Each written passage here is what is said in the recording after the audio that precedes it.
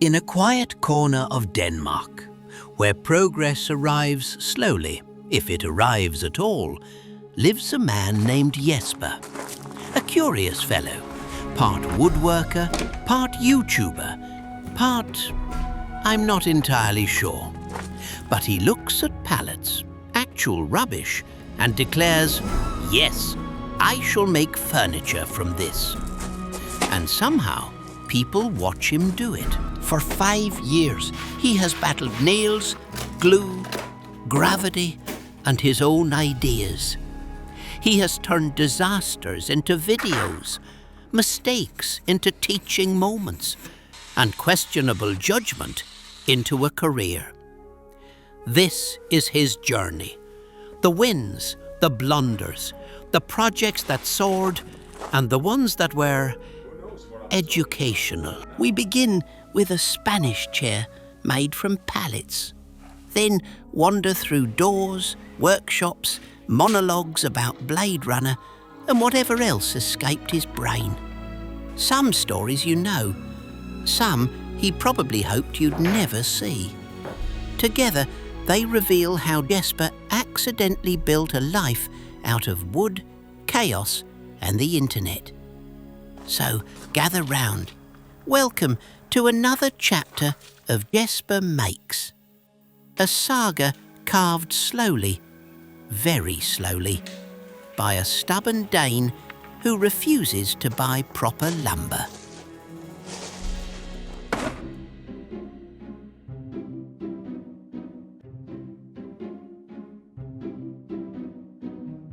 When I started out in woodworking, my budget for buying wood was exactly 0. But I still wanted fancy things, so I built fancy things out of the only wood that I had, pallets. That's basically how my whole career started. Luxury furniture, but extreme budget. And honestly, I still do it. Even though I now have access to real wood like an adult, I keep coming back to pallets. It's either nostalgia or brain damage. It's really hard to say. Anyway, right now I'm dreaming of a new chair, a proper chair. And somewhere down the rabbit hole of Danish design, I fell in love with this classic called the Spanish chair, which is confusing because it's Danish. We had this designer, Børge Mogensen, who went to Spain in the 1950s, saw some really chunky medieval looking furniture and thought, I'm gonna make that, but Danish. And boom, the Spanish chair was born. I can't decide if I love it or hate it, but those armrests. They still make the original today, and the price is a mind-blowing 7,000 euros. And used ones, they are even worse. The older they get, the more expensive they become. This is apparently how smart people invest their money. And meanwhile, I invested all my money in tools and some sawdust and some really bad decisions. So here we are, no designer furniture in my house, just this blue IKEA chair that has survived 20 years of abuse. This is the one that I'm trying to replace. And because I refuse to pay 30,000 Danish kroner for a chair, I'm going to do the obvious thing. I'm going to reinvent the Spanish chair from pallet wood. Which is why you just watched me dismantle 2 Euro pallets like a beaver. Let's begin. And right as I was dreaming about this new chair, I got a phone call that knocked me sideways. It was someone from my close family. We talk regularly, we meet regularly, birthdays, Christmas, all the things you're supposed to do. So I put the phone down and went out to the workshop, because when my head is full, my hands need something solid to argue with. So here's a quick recap of dismantling a Euro pallet. You know, the ones with the blocks. The pallet that everyone says is annoying, but which secretly contains some of the best free wood in Europe, in the whole world actually. Step 1, stand it upright. Step 2, grab a sledgehammer. Step 3, pretend you're settling all your unresolved childhood issues. The blocks and the bottom stretchers come off pretty easily like this, because during that phone call, things took a turn. Suddenly I was told that there had been talk in the corners. About me, about my wife, about my kids. That we weren't showing up as much as we were supposed to. That I sometimes came alone. that my job was weird, and some other more personal things that I won't get into. It felt like someone had audited my life without telling me. So yeah, I had a bonfire going while doing this. You don't need one. It is just for the cozy vibes. And also it makes me feel like a Viking who got lost on his way to burn down a monastery, which felt quite appropriate in this situation. The top part of the pallet is where all the good wood lives. The goal is to get it off without destroying it completely. The nails they use are ridiculous. They are long enough to go all the way through the blocks, like they are personally being offended by the idea of being removed at all. My trick is to cut them short, give them one solid bang so the head pops out on the other side, and then pull them out easily. It is disturbingly satisfying and highly recommended after difficult conversations. Normally I also save the short stretchers because I like to pretend that I'm the kind of person who uses everything. But for this build I'm going straight for the big top boards, so I made the heartbreaking decision to sacrifice the cross beams. I know, thoughts and prayers. And of course, this pallet was assembled with that annoying twisted nail on the backside, so instead of prying the boards off and turning everything into splinters, I cut the beams clean off with a circular saw, chiseled away the remaining wood, snipped the curly part off the nail, and suddenly, boom, the nail comes out like nothing happened. No damage, no drama, no screaming, which is more than I can say for that freaking phone call. And just like that, I got about 10 boards, 6 of them pretty wide, which means armrests for my drinks incoming.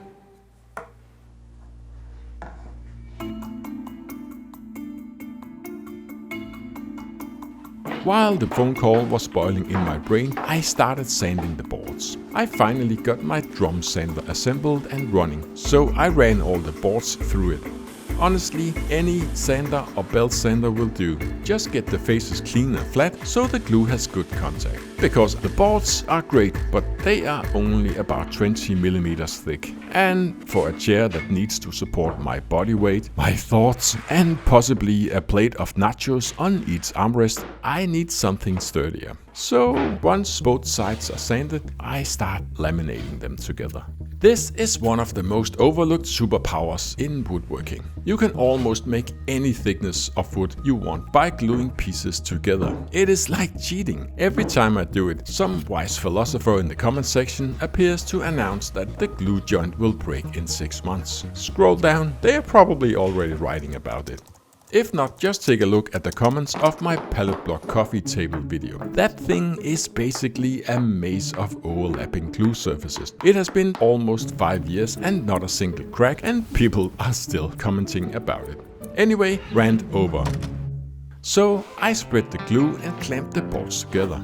And I promise you, with this much glue surface, the wood will break long before the glue joint does. Gravity will give up before the glue gives up.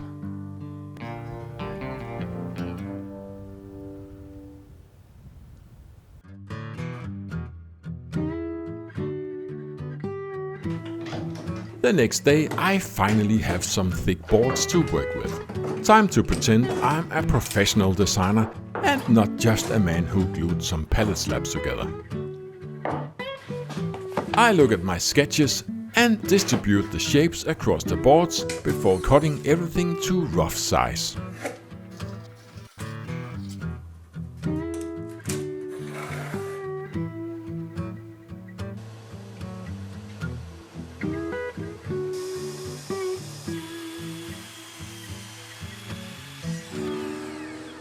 As the pieces come off the miter saw, yeah, it still looks exactly like pallet wood glued together. Which, to be fair, is what it is, now just smaller. So I decided to trim the sides off too, which conveniently gave me an excuse to use my table saw. And by table saw, I mean a saw that sits on the table, of course.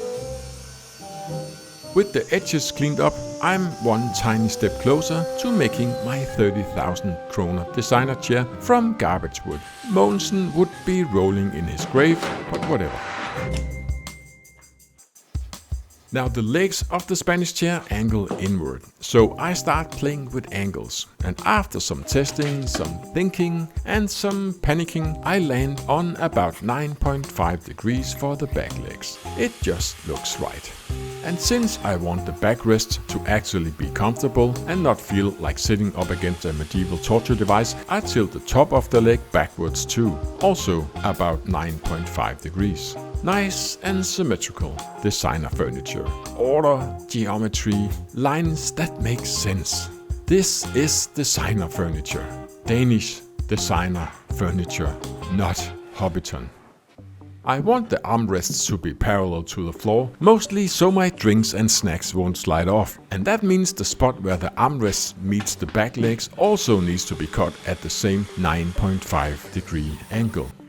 And honestly, this is where I'm finally starting to see the chair. Until now, it has just been glue, sawdust and rusty nails. But suddenly the shapes are matching my drawing instead of looking like random pallet scraps that lost a fight with a table saw.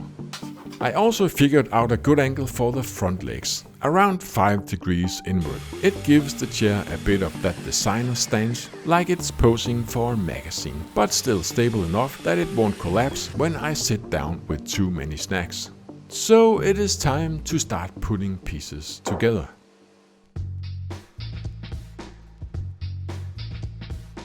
The two parts of each back leg needs to become one, so I glue them together with two giant dominoes inside for strength. There are a million ways to do a butt joint. You can blast screws straight through the outside like a barbarian, and you can put dowels in and pray. Or you can cut a fancy half-lap joint and pretend you are in a Japanese temple building guild. I chose the quick, easy option. Cut two domino mortises, drown everything in glue, shove the dominoes in and then try to figure out how to clamp an angle leg. This is where I discovered the only workable solution I was able to find. Fasten two stops in the worktop and then apply pressure by using my dumbbells. And somehow it worked. While the back legs were drying under the mighty dumbbell press, a highly advanced clamping system, I moved on to shaping the rest of the chair. First up, the armrests. I trimmed the ends so they wouldn't have those sharp corners you only discover by smashing your hip into them. I also attacked the stretchers that connect the left and the right sides of the chair. They still look exactly what they were. Pallet wood glued into slightly less pallet wood shaped pallet wood. So I shaved off some of the chunkiness. And don't worry, there's still plenty of strength left to keep the chair from imploding in on itself like a dying star when I sit in it. Then I grabbed my biggest roundover bit and started shaping the armrests.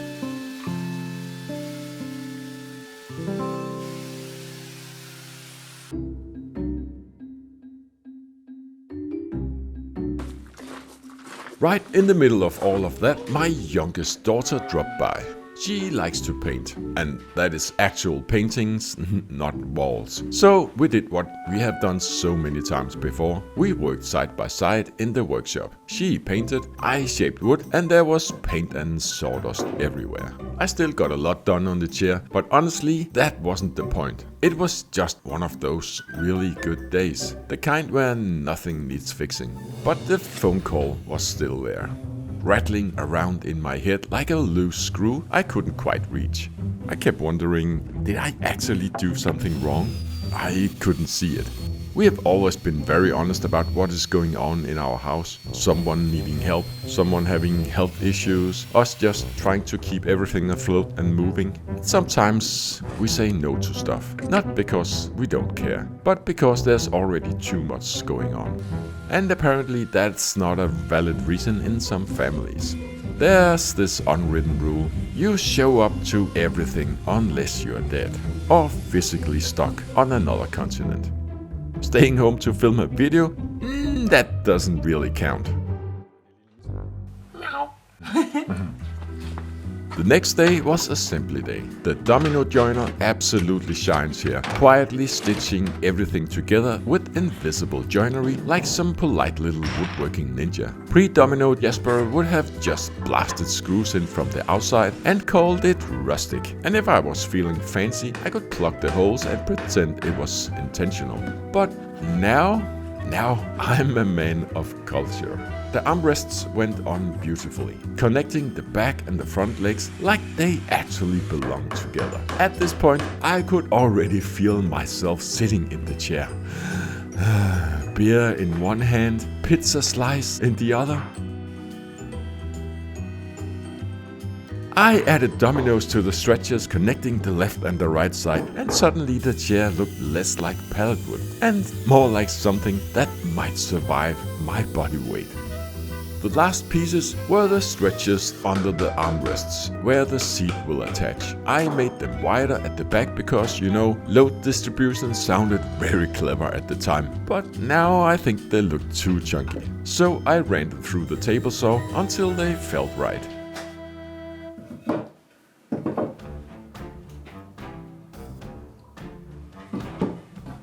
But then came the tricky part, marking how the stretcher would land on the front leg at an angle. So I sharpened my pencil. I squinted very seriously and drew the lines with the confidence of a man who refuses to do math.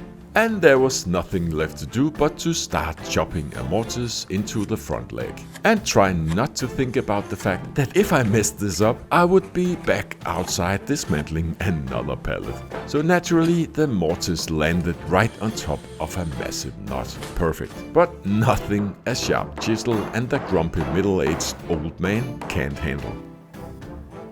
And somehow, the first through mortise fit perfectly. It was almost glorious. Now I just have to do it again on the other side, because apparently life is suffering.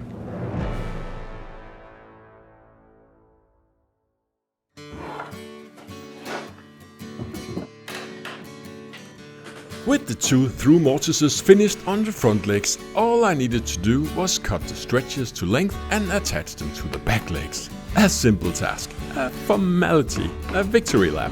So, of course, I completely ruined it. I cut the domino mortises on the wrong side of the back legs. How is that even possible? Not the inside, not the side that actually faces the chair. No, I cut them on the outside, the side pointing gloriously, mockingly backwards. I just stood there staring at it, like a man watching his own dignity slowly leave his body. I have carved two perfect, beautiful mortises in the front legs. And then the easiest task of the entire build, literally just plunge here, I executed on the wrong side of reality. I was devastated, genuinely. Not because the chair was ruined, but because I had done everything right. And it still ended up wrong. And that's usually the part where the panic sets in, where you start wondering how this looks from the outside, what someone else would say, and whether this mistake now defines the whole thing. But then I started thinking. In the old days, everything was pegged. Viking houses, Viking boats, Viking furniture, pegs everywhere. So instead of hiding the mistake, why not make it visible? Not as an excuse, but as a big FU. A feature, of course. A quiet, yes, I see it too. So I did what any reasonable woodworker would do. I measured the domino mortise, grabbed some contrasting wood, walnut, and cut a perfect fitting peg to fill the wrong hole. And because I'm apparently now a man of design and culture, I used the shaper origin to do it. Viking Jesper would have chiseled a crooked square and hammered it into a round hole while shouting something primal. But modern Jesper is refined, civilized, slightly embarrassed. And once I'd committed to the peg aesthetic, it felt wrong not to continue. So I pegged the front mortise and tenon too. Not just for looks, pegging actually prevents movement over time. I drilled clean through the leg and stretcher, slipped the domino inside as a hidden peg and plugged the outside with another walnut accent. And with this little crisis transformed into a design statement, the next step became obvious. glue the whole chair together before I start asking too many questions about it. You know, this whole expectation thing didn't start with that phone call. When I first started YouTube, I got messages like, "I subscribe to you. Here is what I expect from you. Weekly builds, tool reviews, no talking, no music, just the facts please." And I remember thinking, am I really supposed to live up to that? Build my entire life and career around what somebody else thinks this should look like? That's probably where I first grew thicker skin, where I started becoming more myself than I had ever been before. Because with so many different opinions out there on the internet, there is really no other option than to be yourself. And when that phone call happened, it slingshot me straight back to childhood. Back to being shaped by approval from parents, from teachers, the whole circus. Everyone seeking approval from everyone else. A merry-go-round of people performing lives they don't actually want.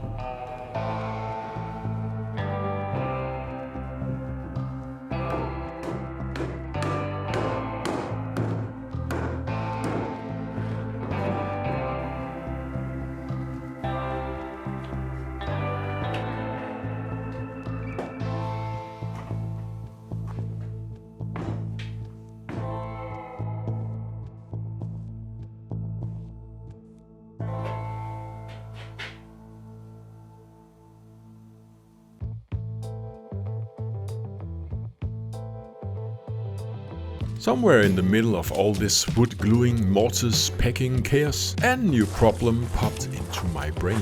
The seat and the backrest. Because unlike the rest of the chair, those aren't made from wood. They are made from leather. A material I know absolutely nothing about, except that cows wear it first. I actually found a guy online selling the leather parts from an original Spanish chair. Beautiful, very old, and very patinated. The kind of leather that instantly makes furniture look old and wise, like it knows stuff. It would have looked incredible on my Franken pallet chair. But of course, someone else bought it right before I clicked buy. Great, perfect, and just what I needed. Which meant that I now had the perfect excuse to dive headfirst into leatherworking. Because why not add another skill to the list of things that I pretend to understand? So I grabbed some of that magical sawing pattern paper, traced what I believed to be the right dimensions for a seat and a backrest, and found a giant piece of thick leather that I could hopefully fit both templates onto.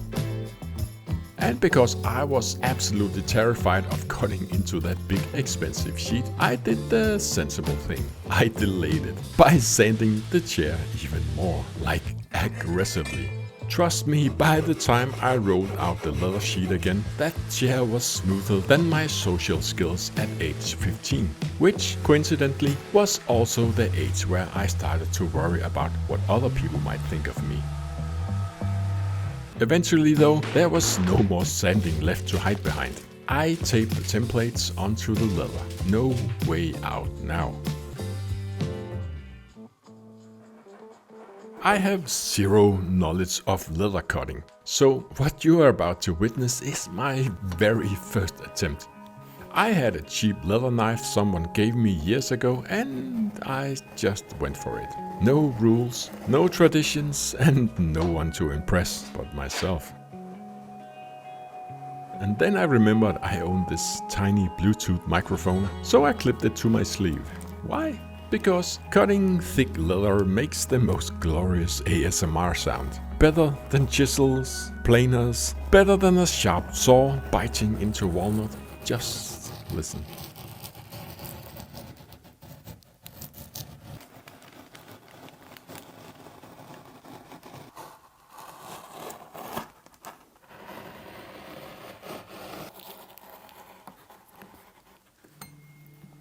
And for a brief moment, standing there cutting leather, completely focused, completely present, the noise in my head went quiet.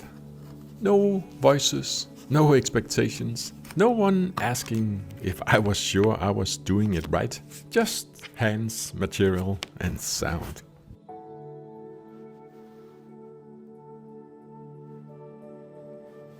But of course, the trees don't grow all the way into heaven. My brief moment of success was apparently just the universe softening me up for what came next.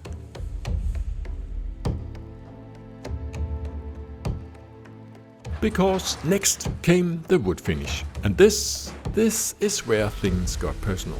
I kept sanding the chair like a man possessed. 80 grit, 120, 150, the holy trinity of please don't look terrible when I put finish on you. And I really tried.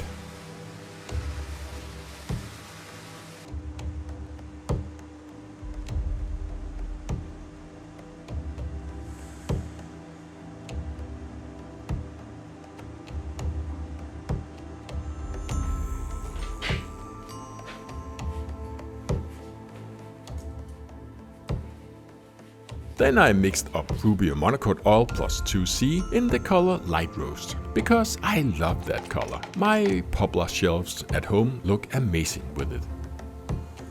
But this was not poplar, not oak, and not ash. These pallets came from Sweden, so probably Swedish spruce. I figured the light roast would bring out the beauty. It did not. It looked wrong.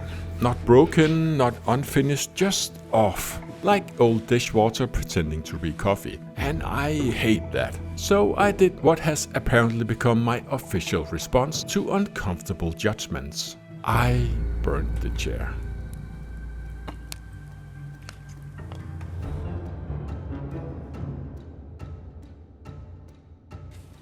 Not completely.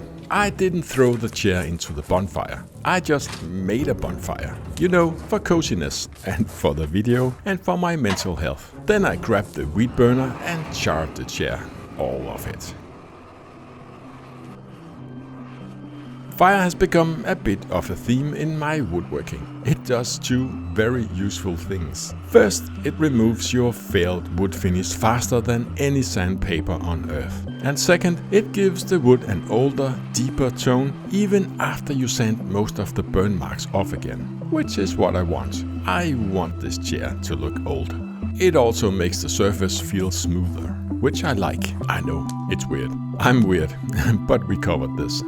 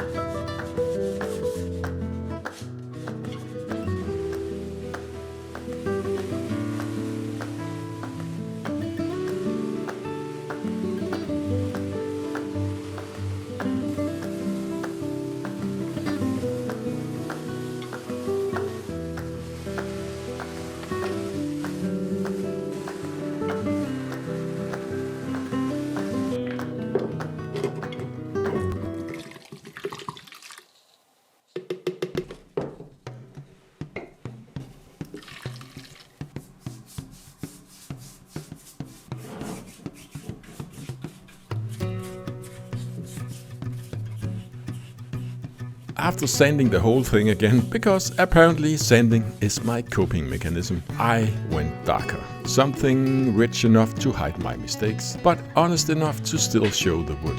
I pre-treated it with Rubio's pre-aging liquid, and then I gave it a coat of oil plus 2C in light roast.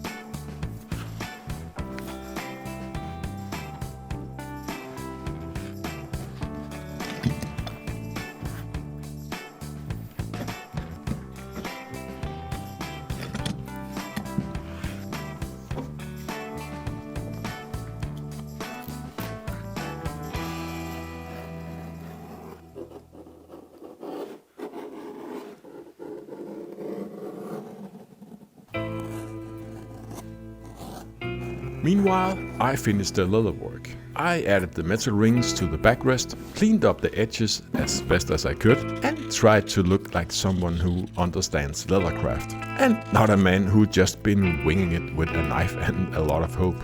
And honestly, it was starting to come together.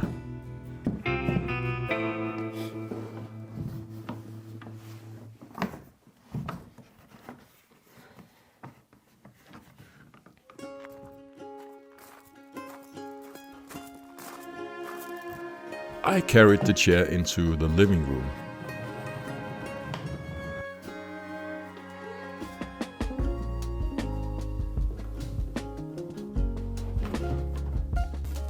I used natural hemp rope to tension the leather around the back. It is not historically correct, but it felt right in my hands. And then I realized something strange. I wasn't trying to copy anyone. I wasn't asking what the right solution was. I was just listening to what worked. And then, finally, it was time.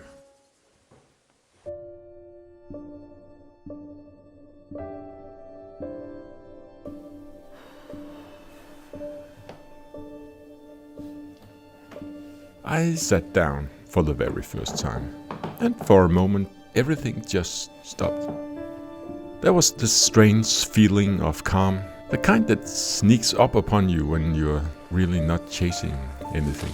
And I realized something that I should probably have realized years ago. Other people's expectations don't actually matter. Not really. Not in the way that I once thought. Somewhere along this whole woodworking and YouTube journey, I stopped trying to get approval. Stopped trying to fit into whatever version of me someone else had in their head. And when you stop seeking approval, something unexpected happens. You finally meet yourself. You don't act to get a specific reaction from someone else. I've been lucky that I have been able to build a life where I get to make things with my hands, where I get to learn ridiculously new skills, where I have the time to help my kids and to support my wife and to be present, where my work actually lines up with the kind of person that I want to be. And sitting in that weird little pallet wood Spanish chair, I realized that I have met my own expectations, actually more than met them. And that's the freedom, not the YouTube numbers, not if my family thinks I show up often enough. Not if a stranger in the comments declares my glue joints a crime against humanity. None of that sticks anymore. I have met my own expectations. And that has turned out to be the only approval worth having. A chair, a family, a strange little life. And for once, all of it finally felt enough.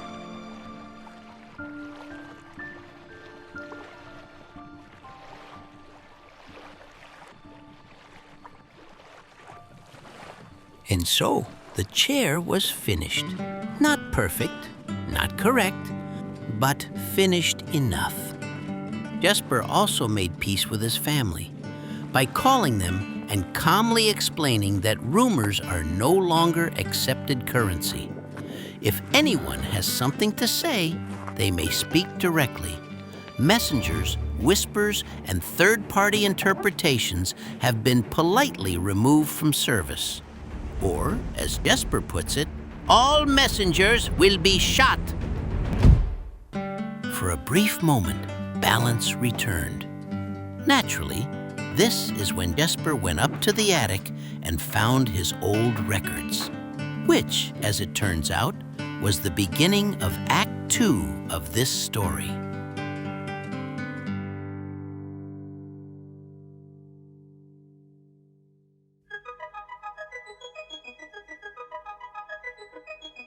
I bought these records with the money from my first job ever, delivering newspapers before dawn, back when the news came on paper and the internet was science fiction. 40 years later, they are still with me, but my turntable's gone, my memory is fading, and all that music, it is trapped in boxes in a dusty attic. So I'm building something from junk wood. No plans, no fancy tools, okay, some fancy tools. Other than that, just offcuts, glue, and a bit of rebellion against streaming. If it works, it will be more than furniture. It will be a time machine. I'm Jesper from Denmark, and I'm in my 50s, and somehow I made a living out of woodworking and YouTube. My journey started just 5 years ago, and back then there was this thing called lockdown. I had a pile of pallets, and too much time apparently. So I started building funky furniture and documenting the mess. My only other experience with wood was as a kid, helping my dad chop firewood.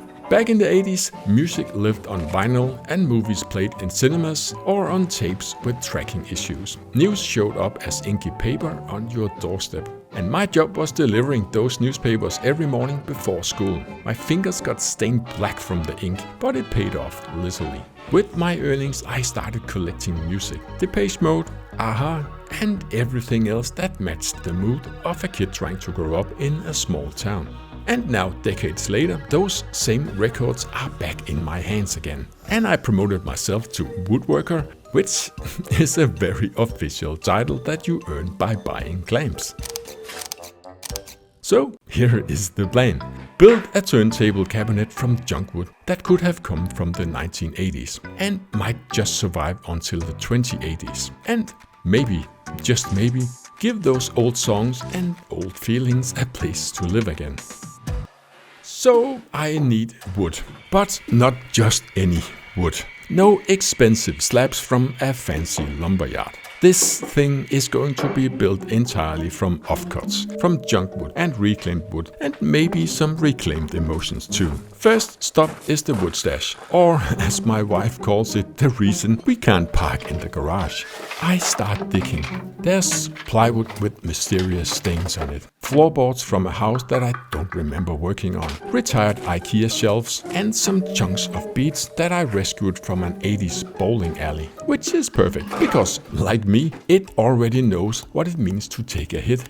And also down by the sawmill, I found some ash staves left over from building the cabin. I dragged this storm-filled ash out from the woods myself with my daughter. They are beautiful and warped and slightly haunted, which feels very on brand for this build. At some point during this excavation, I realized I've got enough wood to build a turntable console or a moderately sized panic room. And honestly, both could prove useful in the future. Now all I have to do is get all this cut to size, square it up and glue it together without making the kind of mistake that ends up on Reddit. Which, by the way, I absolutely will. There's already one tool that's planning to betray me. I won't name names, that's not my style, but it rhymes with flattening jig that I definitely said wrong. So while I track down wood that still has a little life left in it, here's the plan. Build something that could have been made in the 80s, but still getting wife approved in 2025 and make it into the living room. Round corners and built-in speakers? We'll see. I like the sketches here, but that doesn't mean that I know how to make them yet.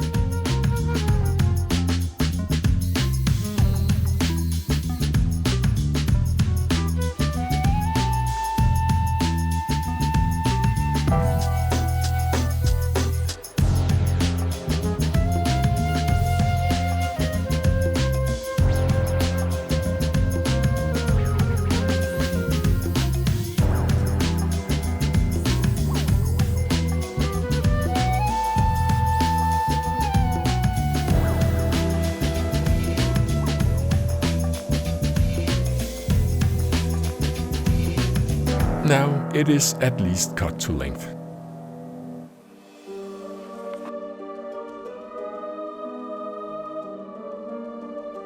The next morning I wake up early. I don't use alarm clocks anymore. I always wake up exactly when I'm supposed to. That is the perk of this job or lifestyle or whatever it is that I'm calling this now. Today I have 2 goals. First, cut all the wood to the same height, so gluing it together later won't be a complete disaster. Flat surfaces are nice for that. And second, open a box that I have been avoiding for, let's call it a while. Look productive on camera so YouTube thinks you have a plan. But first, coffee, obviously.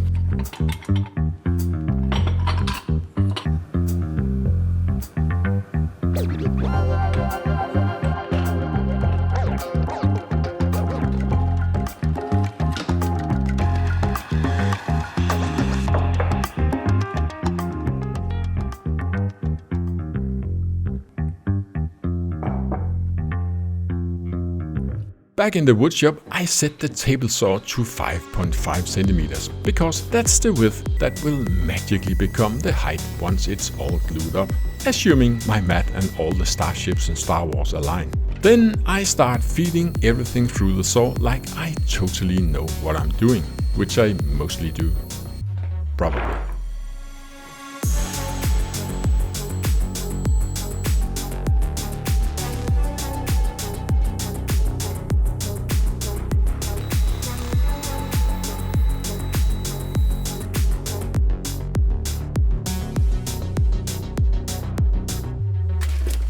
Meanwhile, I head up to the attic, that weird unrenovated part of the house where insects go to die and memories go to hibernate. It's where we put things we don't know what to do with, or don't want to do anything with. And yes, there is stuff up here that I have been actively not dealing with, but now I have to, unfortunately. Back in the workshop, the bowling alley staves turn out to be the more complicated ones, which is something that I now say about most of my ideas. I need to cut off 3 sides first because they have got these tongue and groove joints. And the top is slightly curved because bowling lanes, it turns out, are not designed with furniture making in mind. Rude. I find the box with my old records. I grew up in the 80s and apparently my coping mechanism for pre-dawn newspaper routes was buying emotionally devastating music and soundtracks. Lots of soundtracks. Star Wars, I was obsessed. Indiana Jones, that was A+ escapism. And then there was Blade Runner. A dystopian sci-fi fever dream that hit me like a brick. AI was still just science fiction back then. And yet there I was blowing my entire paperboy fortune on Vangelis and John Williams. Who does that? Honestly. Life was very different back then. My alarm clock went off every single day at 5 AM because child labor builds character apparently. I'd hop on my BMX bike like Elliot in E.T., except instead of smuggling aliens, I was hauling newspapers. My yellow Sony Walkman was my escape route, beaming me out of what looked like someone's faded memory of a city and into synth-heavy teenage dreams.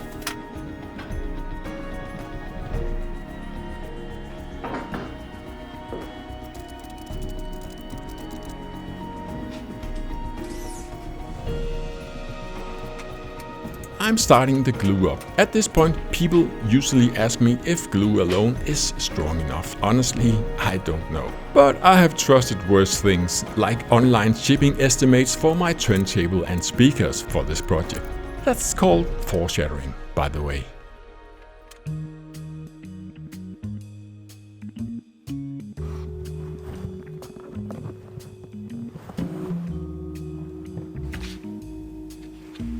Coffee mandatory. Sure.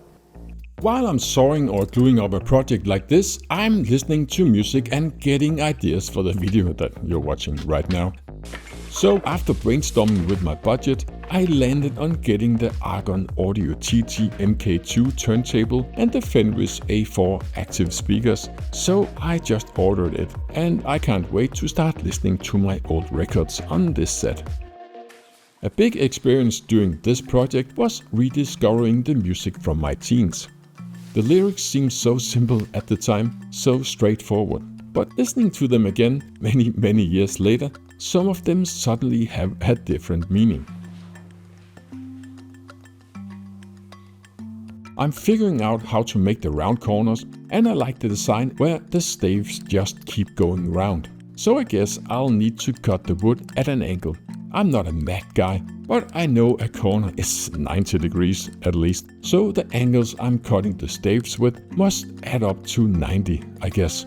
So if I cut like 6 staves at a 15-degree angle, that should add up to 90, I guess. It looks right here on the drawing.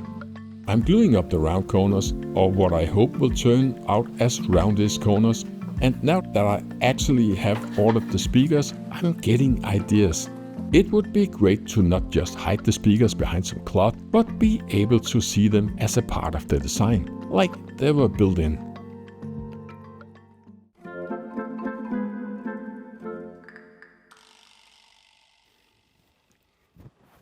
Day 4. I'd mistakes where only future you will cry. What mistakes? I have no idea if this is the authorized way to glue up round corners. It probably isn't, since I'm asking this question. I'm doing it anyway, and yes, there is a judgment disaster in my immediate future. My own judgment, of course. So, my own disaster too. Listening to the music I grew up with while I build is dangerous. It drops me back to the 80s and then slingshots me back to now. Where did my 20s and 30s and 40s go? They went so fast. I was busy trying not to be a failure, which is a cute way of saying that I worked non-stop and paid for it with my health and my time with the people who actually matter.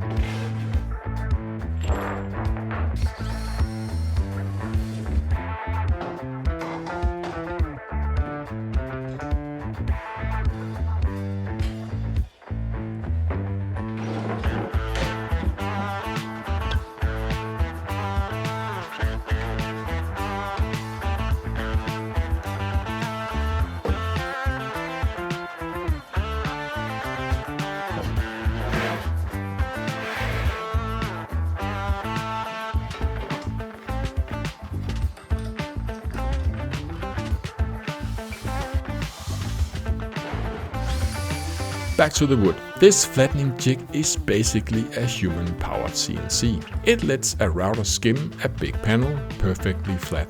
Mine is big, precise and operator error compatible. I set one side lower than the other and the bit chews a trench straight down into the work. Excellent. Can I hide it? Let's face it toward the back, where the future me will pretend that he never sees it.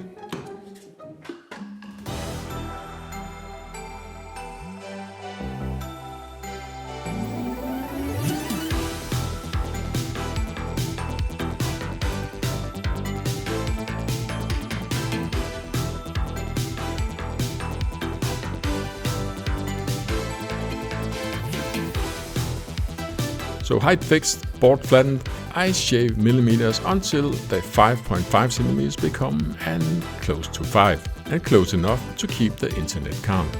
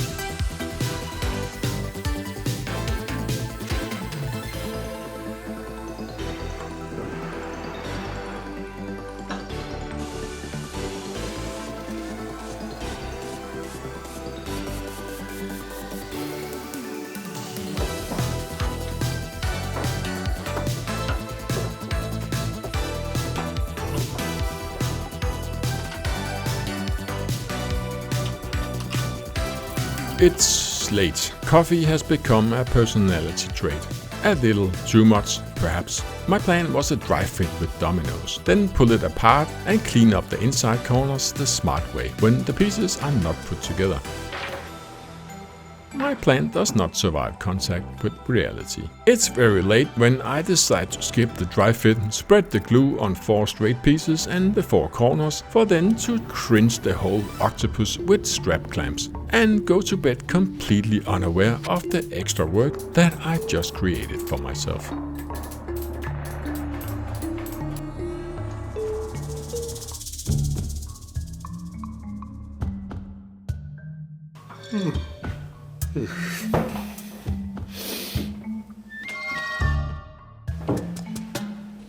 Ankle grinder. Lose a finger? Or don't? Up to you. Up to me? I don't want to do this day.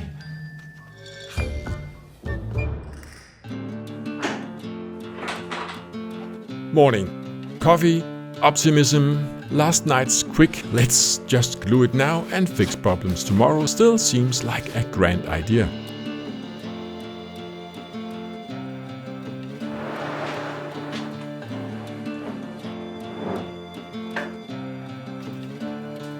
I drag the thing out to the vineyard because the next step spits out dust and I enjoy breathing.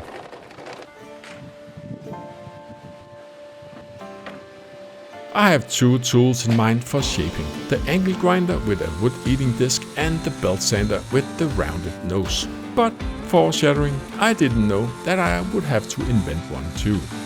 The grinder is a hero on outside corners and a menace on the inside ones. It bites, it runs, it leaves scars, and it tries to take a finger as a souvenir.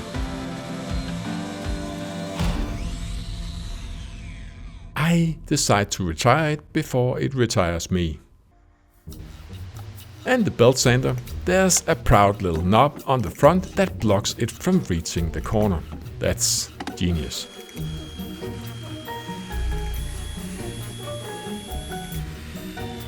So I round the outsides with a belt sander, then take a round chisel to the inside corners like it's 1820 and I have an ocean of time. But I don't, so I need to invent time as a tool.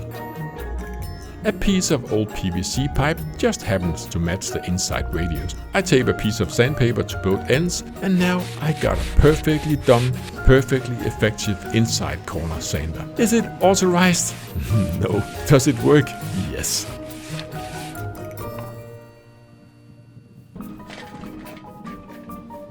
Rain is in the forecast, so I haul the project inside.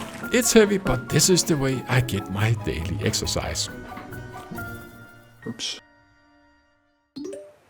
Meanwhile, the inbox is taunting me. The turntable and speakers I ordered slide from arriving soon to arriving later to we don't know. I want to listen to records, not stare at tracking numbers. Teenage me would have solved this by putting on Aha and disappearing into a sketch. That video made it look like you could step through a drawing and into a better room. I still want that doorway, so I'm building one. But also not be gone in a day or 2.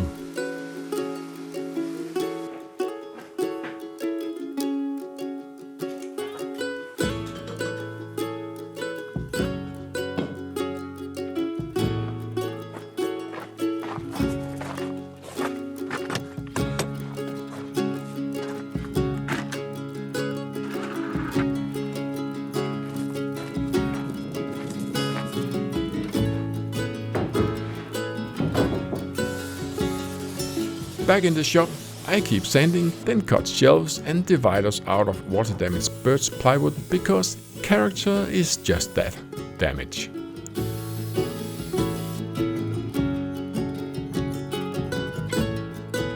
A glue joint fails, I fix it, we never speak of it again.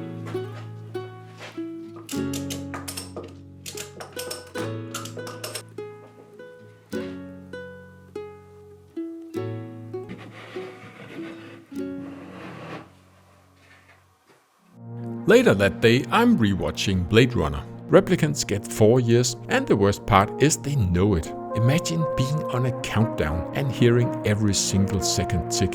I'm not going to explain the ending here, not yet. But the line between I need more time and I need this to mean something is getting uncomfortably thin. both for my project but also in other ways.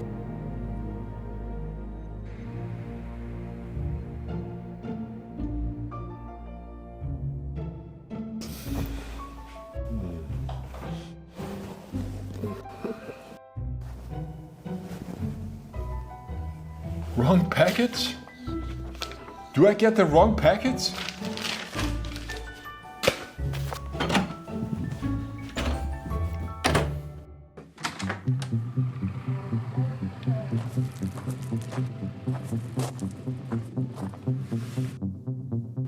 A package arrives. Not the turntable. Not the speakers. Something else I needed. The sliders.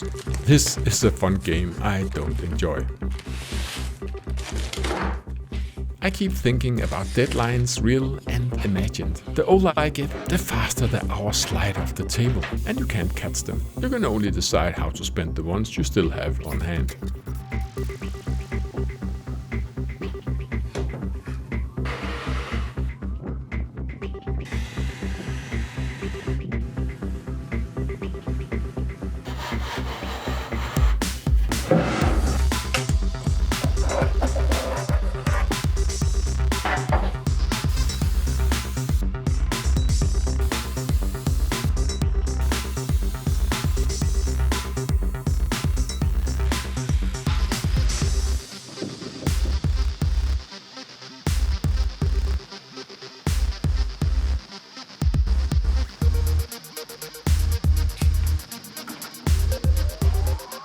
Finally, boxes hit the driveway that actually look like music.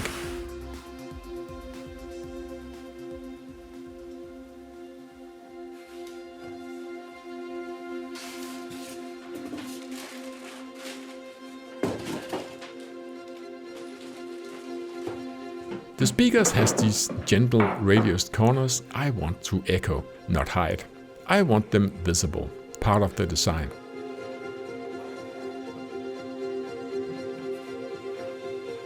So I grabbed the Shaper Origin. The front plate is too big for the clamping setup, but I'm already the guy who used ratchet straps to the glue up, so I ratchet strap the plate to the station and call it a system. I draw a 140 by 235 rectangle and take a guess at the corner radius. First guess was too tight and second guess was perfect.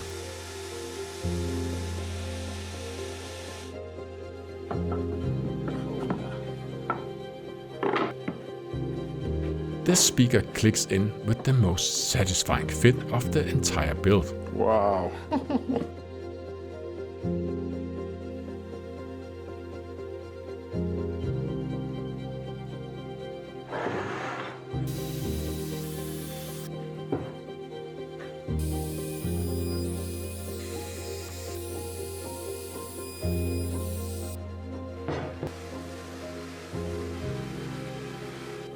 This is the part where a smarter person slows down. I'm not that person. Deadline brain tells me 8 grid, then 120 and then 180 is probably fine. It's not fine. Remember the 40 grid beast I used to hog off the outer corners? Those scratches are living their best life and having a party just below the surface. I throw Rubium Monocoat light roast on, and the raking light exposes every lazy spiral, every scratch. Hello, consequences. Right there I have a choice.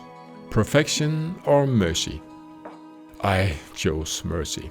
I'll fix it later. Or I'll live with it, because it's mine and it works and I'm not building a museum piece for strangers on the internet. And it's a scrapwood project. I don't like things new and shiny. So why build a turntable bench at all? Because I'm tired of everything requiring an account and a software update. A subscription, no more subscriptions. I want to listen to music without a Wi-Fi signal and a notification trying to distract me. I don't want memories sealed in a box in the attic. I want them in the room spinning with fingerprints I can wipe off and a crackling sound of dust on the record, not a file on a server somewhere. All through this build, I kept running into my younger self, the kid who thought time was endless and talked about killing time with his friends, like it was a mosquito. It's not. It's the only thing that we can't make more of.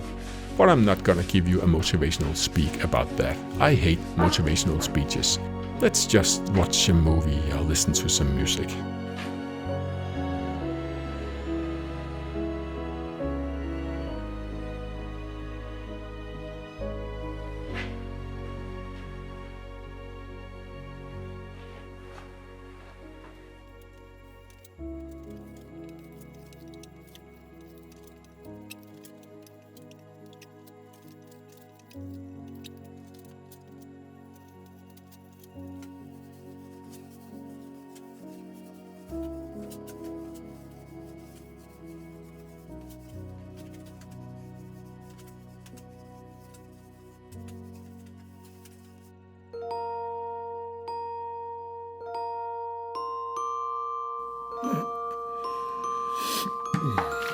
Coffee. Yes, please. Pretend glue mistakes are metaphors for life. How am I gonna do that? Is that the final checklist? Is there something else? I'll just show you a short scene in a movie that I already talked about. It's probably one of the great monologues in movie history. In just 42 words, it can break your heart, fill you with hope, or encourage you to make the most of the brief time you have. But I didn't understand the significance of this scene when I was a teenager. I just liked it and watched the movie and listened to the soundtrack over and over. So, Roy Batty and his fellow replicants, as the androids in Blade Runner are called, represent a 1980s vision of AI. They are stronger, faster, and more intelligent than humans. And yet, they are only allowed to live for 4 years. Roy is desperate to escape that fate. He's running from death. He is searching for meaning, for more time, and for a life that leaves a trace. Throughout the film, the replicants are portrayed as violent, manipulative, and dangerous fugitives trying to reach their maker and rewrite their destiny. But in the final scene, this all changes. Roy is beginning to shut down.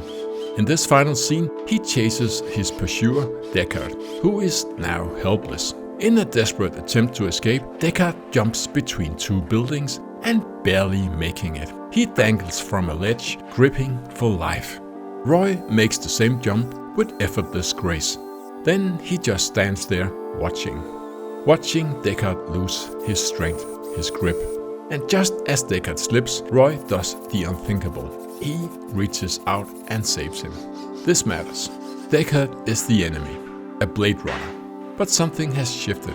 Instead of vengeance, Roy chooses mercy. Roy is dying. He sits beside Deckard, exposed and fading, and begins to speak, trying to make some meaning of his short life. There's no crowd, no audience, just the man who tried to kill him. I've seen things you people wouldn't believe. That phrase, "you people," is deliberate. He knows he isn't human. Yet, anyway, he's trying to give his life unique meaning and value as he's close to his final minute. What follows is a child's cry for recognition. Despite his strength and intelligence, Roy is still in some ways a 4-year-old reaching for attention, for acceptance. Attack ships on fire off the shoulder of Orion. I watched sea beams glitter in the dark near the 10-house gate. Then he realizes he has spent his entire life chasing more life. But now, at the end, there is no one. No family, no children, no friends, no one to carry his memory. All the wonders he's witnessed will be lost, forgotten, vanished with him. All those moments will be lost in time. Like tears in rain. Time to die.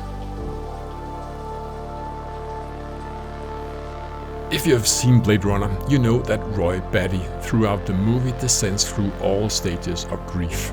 First denial, then desperate hope of more life, then anger against his creator, then sorrow of not being able to change his fate, and now, in the rain, in the aftermath of violence, comes acceptance of his end. He smiles, bows his head, and dies. So what has all of this to do with a woodworking project? Yes, a woodworking video. That's a really good question. I think I may have an answer. In just 42 words, Blade Runner and Roy Batty forces us to reconsider what we think humanity means. He makes us reflect on the fleeting beauty of memory, the meaning of a purposeful life, and the preciousness of moments that will one day vanish, as all lives do. I think the point of all of this is to get you to rethink what you're doing. If you're dreaming of doing something, I want you to start doing it. Did this project turn out exactly as I imagined? No. Is it perfect? Absolutely not. It is a scrapbook project. There were no plans, just my stupidity and a playlist. But it got a box of vinyls out of the attic. It gave a pile of offcuts something better to do than rot in a garage. And when friends or family visit, we got more seating and a guaranteed conversation starter. Usually one that begins with, "Wait, is that a speaker?" I had a great trip down memory lane building it, and I'll probably sand it again, especially those corners. Maybe reapply the finish, maybe paint the speaker plates black. That is what I love about massive wood. You can mess it up and still start over. But my wife said she loves it as it is. A bit rough, just like me. So go build something. Messy, meaningful, mildly unstable. Whatever works.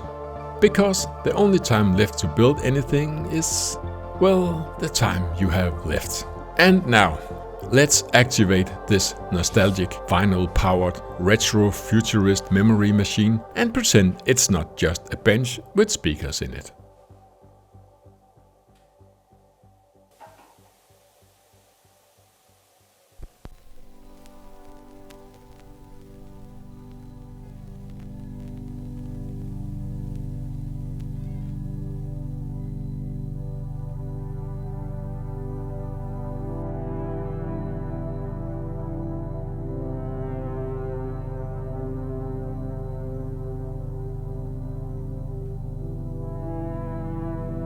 And so, the old Blade Runner soundtrack played, and the universe found balance for a second. A short moment of peace with a bench built from scraps. But peace, as we know, never lasts. Because Jesper did what Jesper does best. He picked a fight with a tree. A dead one. Roughly the size of a bus, if you ask me. And from that tree, he began to build something. What could possibly go wrong?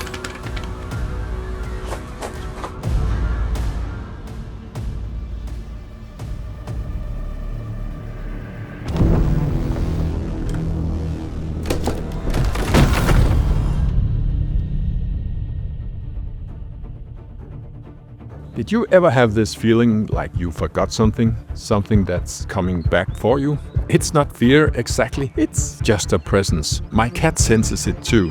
Something is moving out there. Perhaps the past grandfathers are restless. Perhaps it's something worse, but we'll get back to that.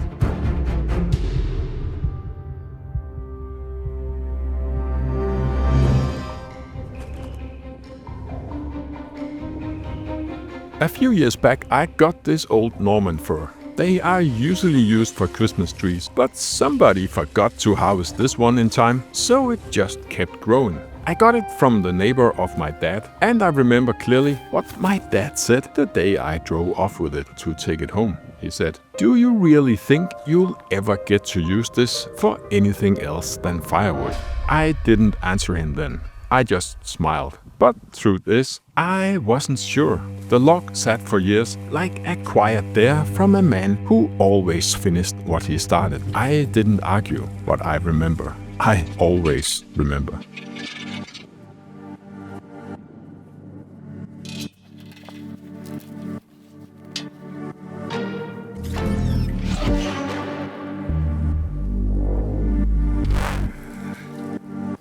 I need to get this overgrown relic up to the world's smallest sawmill. That's not a joke. It barely qualifies as a sawmill, but it's mine.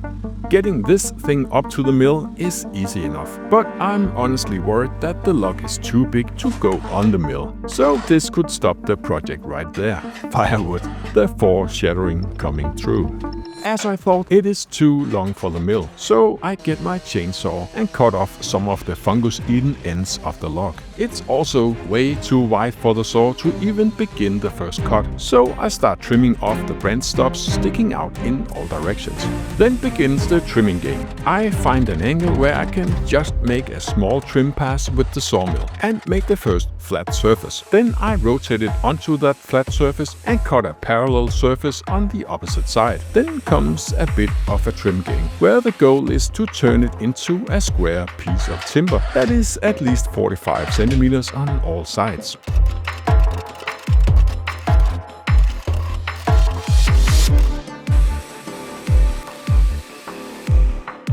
Slowly, it becomes a block, a misshapen, uncooperative block, just like I feel some mornings.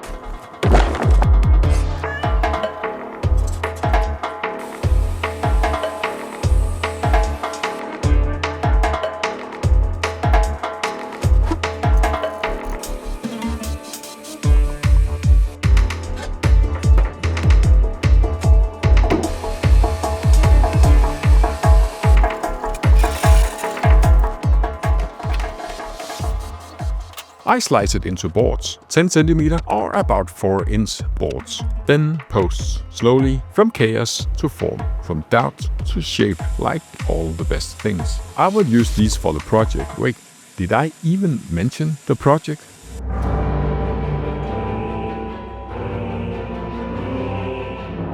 I'm building a door, but not just any door, a gate that might keep out what knocks in the dark. And I'll build it as they might have done it 500 years ago. No screws, no glue, just joinery. Old school. Stubborn. The kind of build my father might have respected. Maybe. So, to make this look like something from the Middle Ages, I'm going to attempt to build it as in the Middle Ages. Except I don't have all the tools they had in the old days. So I'll use a combination of what they had and what I have now of more modern tools.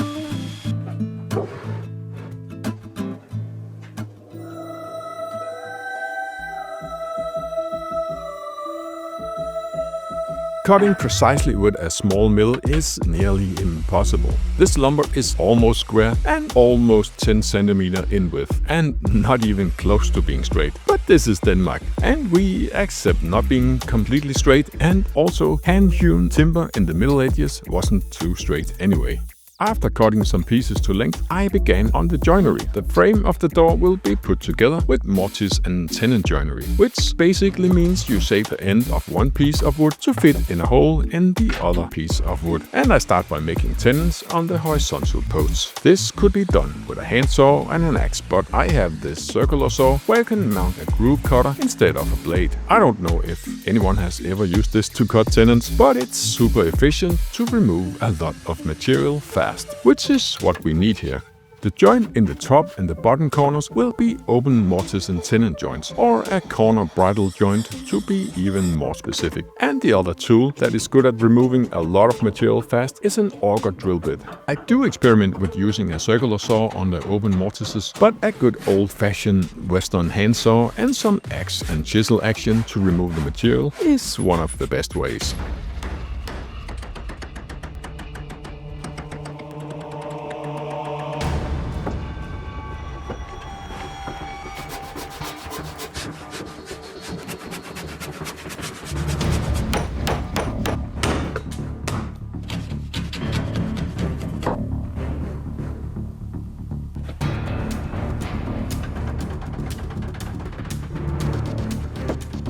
And just like that, I have the outer frame of the door put together in a dry fit. But this could all still end in a big pile of firewood. The middle vertical post is just mounted with regular mortise and tenons. So I've removed some material with the auger bit and shape it with a chisel. I like to say that I'm negotiating with the wood. I don't have much control over it. It resists, it remembers, but the door is beginning to know what it is.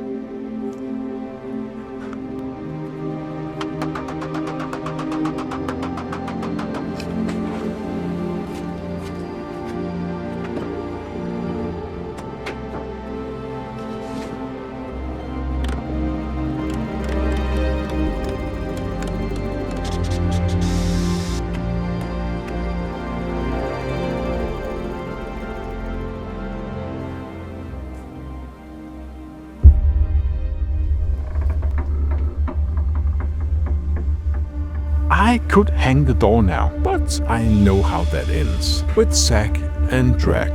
The door is proud, but still untested. It doesn't yet know the weight it will bear or the wind it must turn aside. So I plan to brace it with twin axes, not just for strength, but because I like the look. And because, foreshadowing, it might matter later. The cross posts need to be mounted in the vertical side posts, Tom from the Northman told me. So that will make the angles not exactly 90 degrees. No angle is perfect. I fiddle, I mutter, I mark and cut, and hope the old math spirits forgive me. These heroes of the door will be mounted with an angle, mortise and tenon. Yay! So continuing my success with the groove cutter, now just with an angle.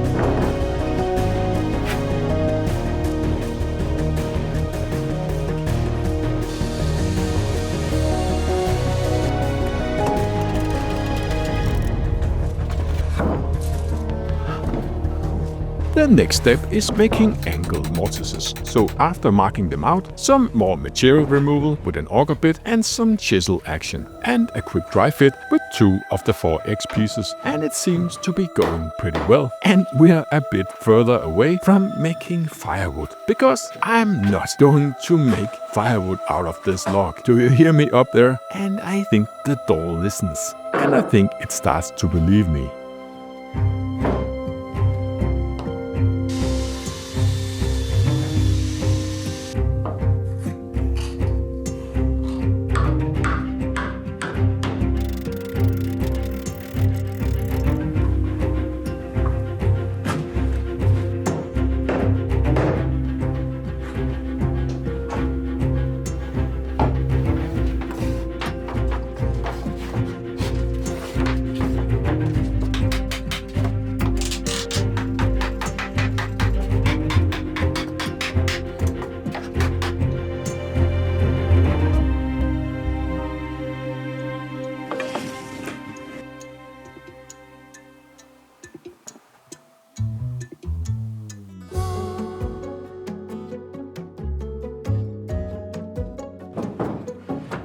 To be able to mount the other part of the X, I also need to make a half-lap joint in the middle of both pieces. And if everything had been straight and square, I could probably just have measured to the middle and cut out 10 centimeters of material. But I put the pieces up in a dry fit and measure and mark the best I can with my eyeballing it.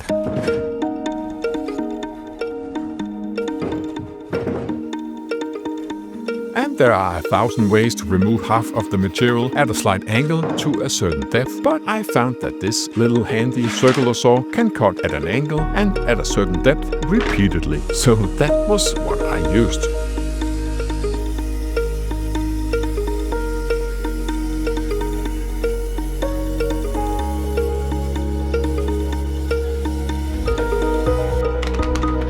After cleaning up the joint with an axe, because obviously that is what you do, I'm really excited to try and dry fit all the pieces together.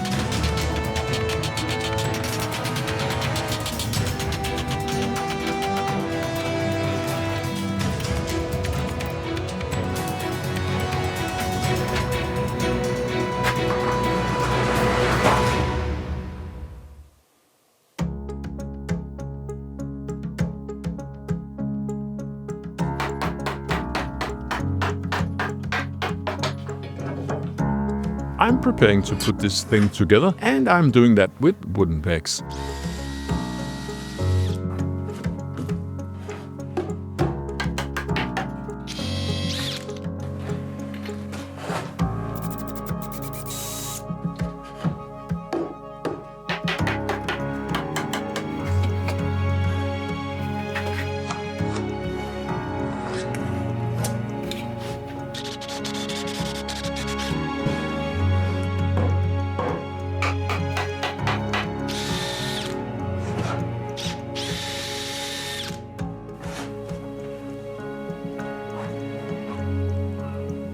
One minor detail is to remember to offset the hole in the inner part of the joint 5 mm in the direction that you want the joint to tighten.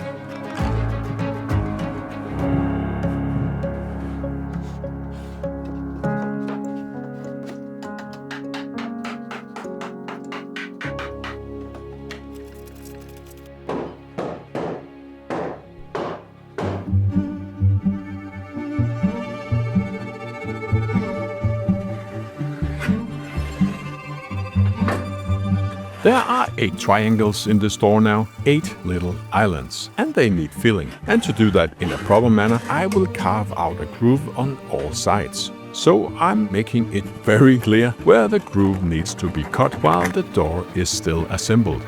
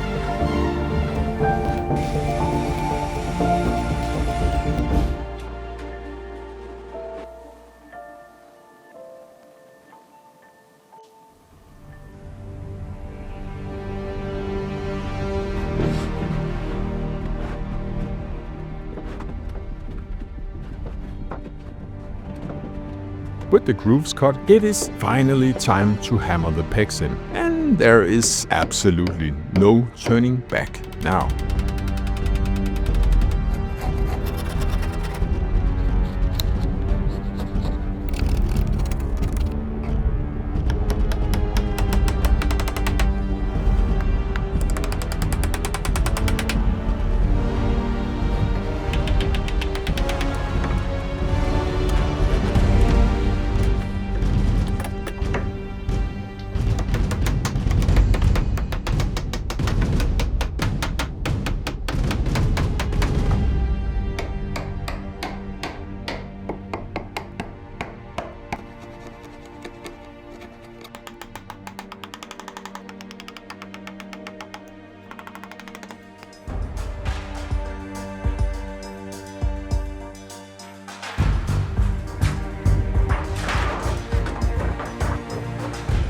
panels come from my kids' old playhouse. 4 years ago I took it down.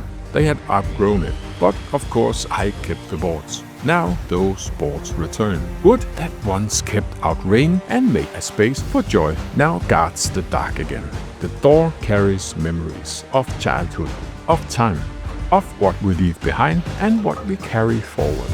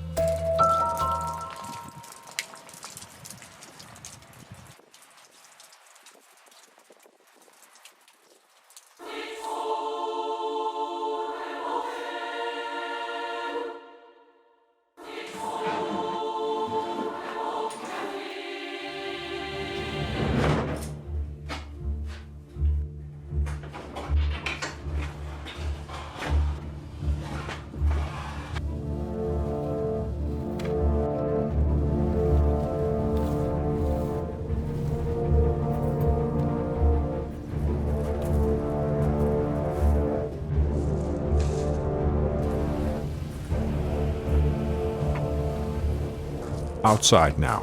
Final work. Trimming, planing, fitting. The door groans under its own weight. I cut the pegs flush, trim the width, and slide the panels in. It's solid, it's weathered, and it's heavier than gilt, but beautiful. I'm starting to like it.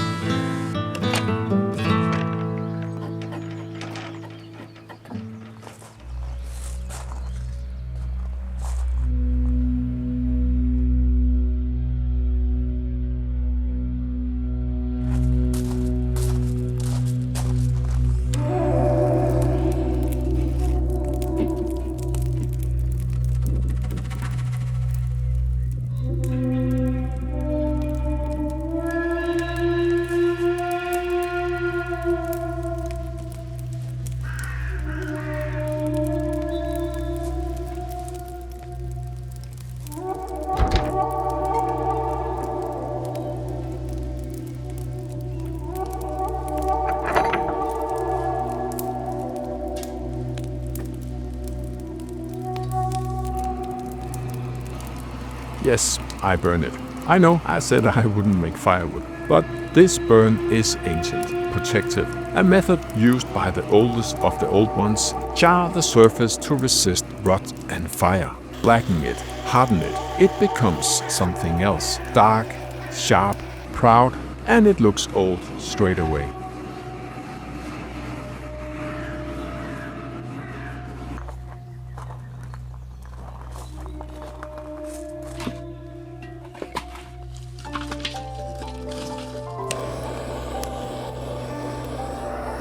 I seal it with Rubio Monocoat Sealer 707. That is modern magic for an old spell.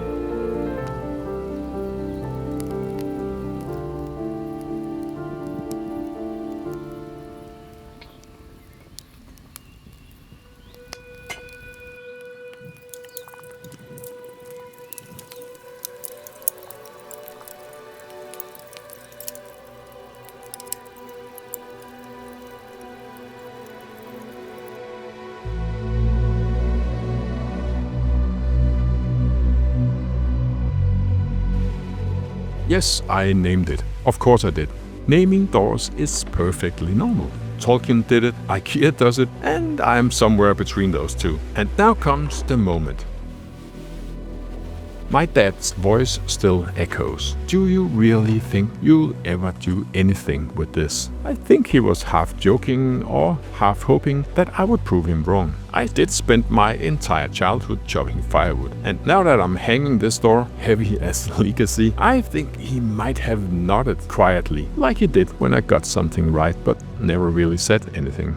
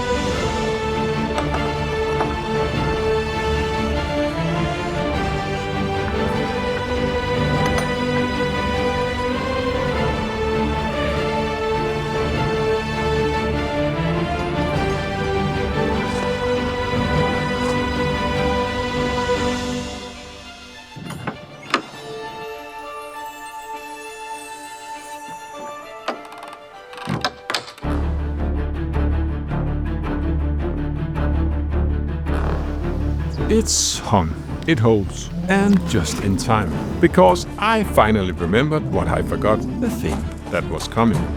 You'll see.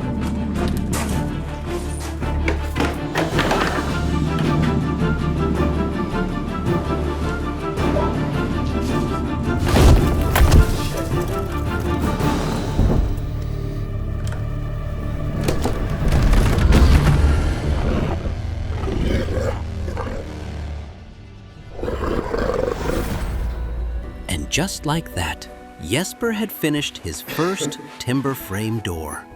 Heavy with memory and old wood, forged in grief, fire, and with a touch of letting go. A door to the past, a shield against the future. Naturally, Jesper immediately opened it, walked straight into his own house, and accidentally discovered that the ceiling was trying to kill him.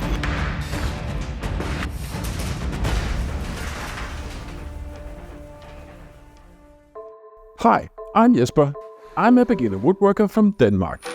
I'm also a YouTuber who thought I could save some money by doing some DIY in my own house. But I shouldn't have done that, because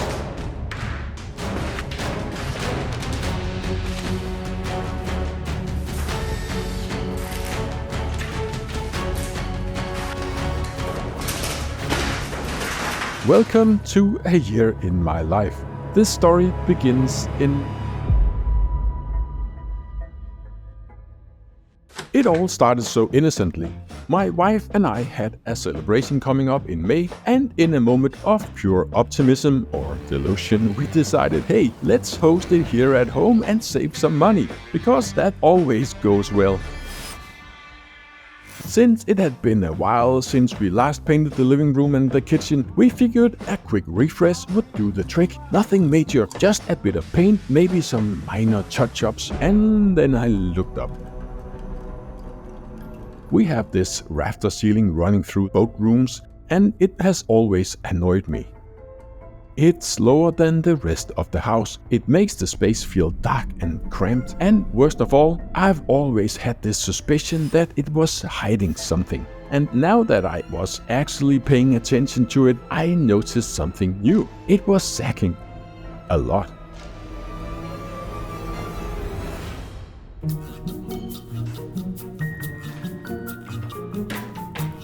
At first I thought maybe it's just poorly mounted, maybe it's just old. But then my brain quietly reminded me of something else that I have seen over the years. On the first floor, there were these gaps between the floorboards and the wall trim, a subtle sign that something maybe isn't right. And of course, did I listen to that voice and decide to leave it alone? No. Instead, I turned to my wife and casually suggested maybe I should take a look behind a few of these boards. And since she didn't immediately scream, "Absolutely not," I took that as a green light, of course, to start ripping down the ceiling. Now, at first I thought this will be quick. I'll just peek behind one board and put it back up if everything looks fine, and I trust it will. Just to be safe, I turned on the camera. You never know when there's a new video popping up. Because also, worst case scenario, it would be a pain, but at least it could be a great video.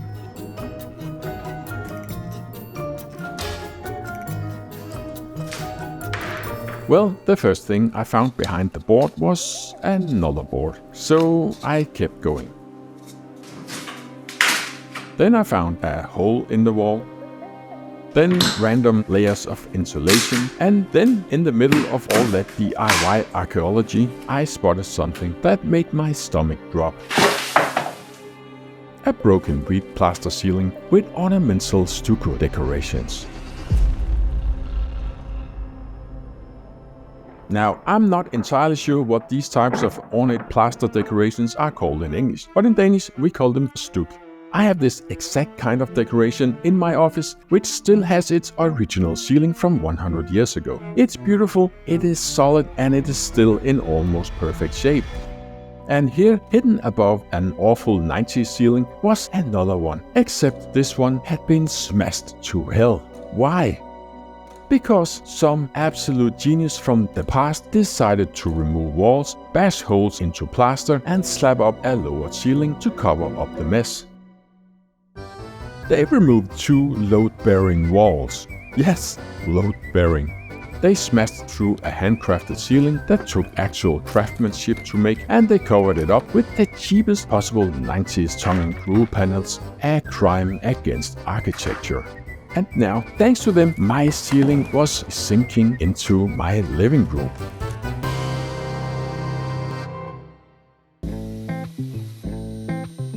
At this point, I had zero choice but to keep going. So I ripped down the rest of the lowered ceiling, exposing more and more of the original structure.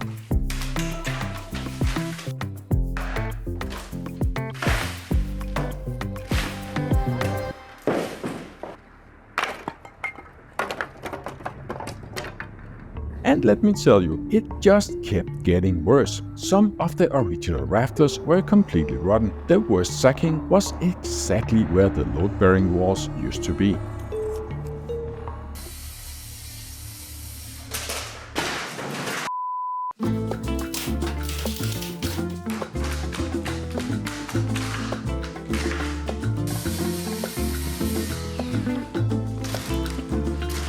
Meanwhile, my daughter Julia was working on the interior of the cabin we started last summer, and since she needed insulation for the walls, I figured, well, at least something good can come out of this mess. So I took the old Rockwool insulation from the ceiling and handed it over to her. Full recycling.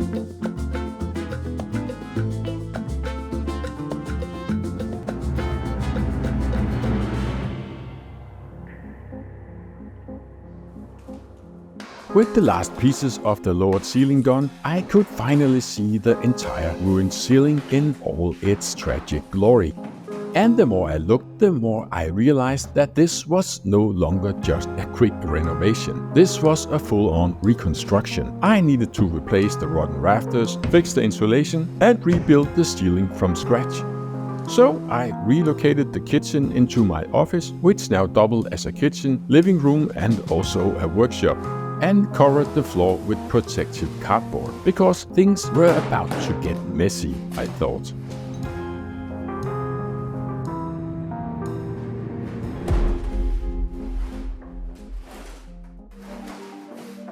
My wife had been researching restoration options, and she found out that there are very few people left who still do handmade stucco ornament work. These experts usually restore castles, which means hiring one would probably cost as much as buying an entirely new house, and the alternative, pre-made ornaments. But those would never fully match the original ones. So after weeks of hoping for a different answer, the truth finally sank in.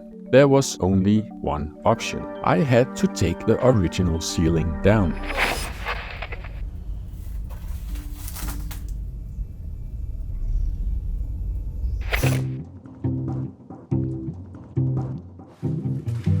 I knew this was going to be a horrific job, so I sealed off the rest of the house to keep the dust contained, and I covered up electronics to protect them from the inevitable mess. I mentally prepared myself for absolute destruction, and then I did what any reasonable person would do.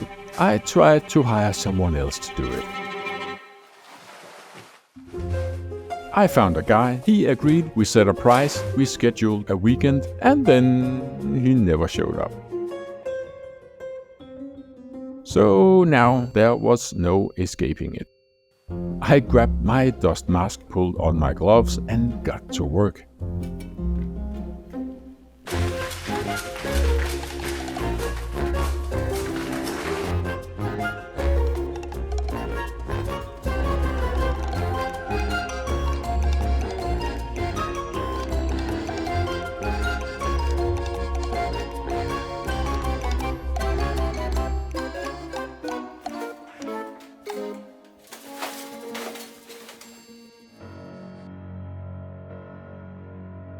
So, to recap, I tried to do a quick renovation. I discovered a century-old wood turret ceiling. I learned that load-bearing walls were removed. I realized my bedroom was slowly sinking into my living room. I was now covered in 100-year-old plaster dust. And it was only February. What could possibly go wrong in...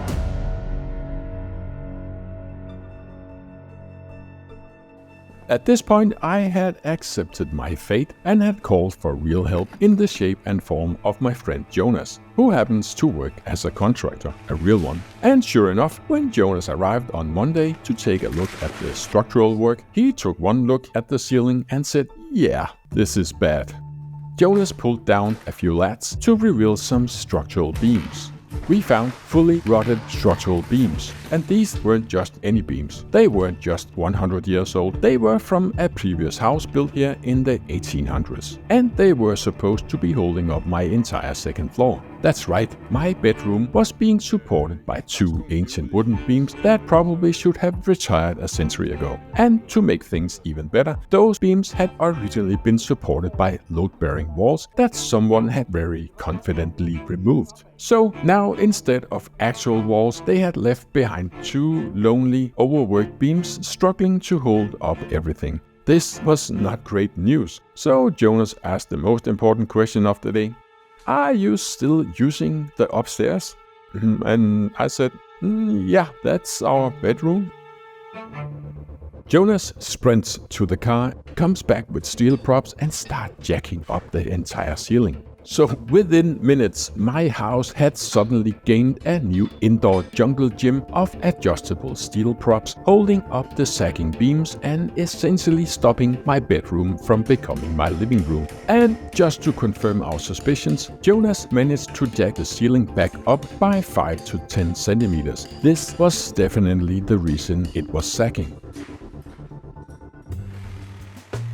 With the immediate danger under control, we started cutting out the now retired hand-hewn beams, making space for new supports, and Jonas had a plan. install steel I-beams to replace the old ones and properly carry the weight of the upper floor. Simple? Yeah, well...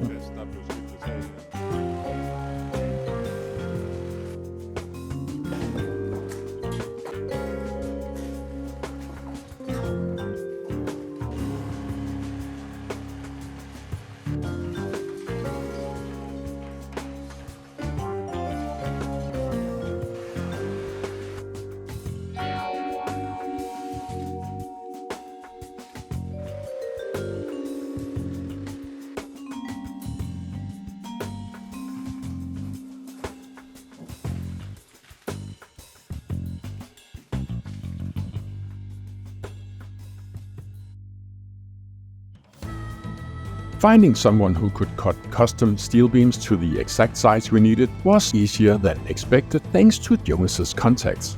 Actually installing them was another story. But the guy who cut and delivered the beams was kind enough to stick around and help with lifting them into place.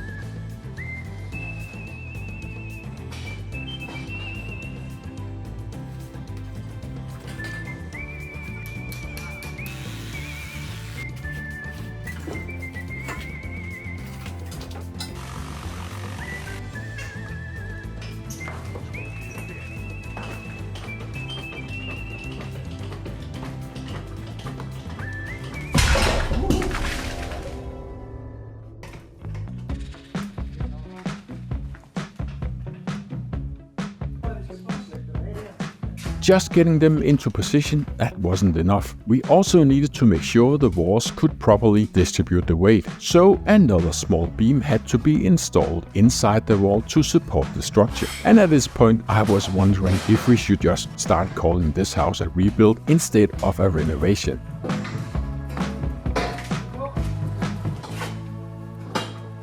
Somewhere in the middle of all this, I found myself staring at the mess and thinking, will this ever be a normal living space again? But honestly, I was just incredibly grateful that Jonas and his friends were there. Because if I had done what some of the previous homeowners did, ignore the problem, slap another ceiling on top and call it a day, my bedroom would have eventually crashed into the living room.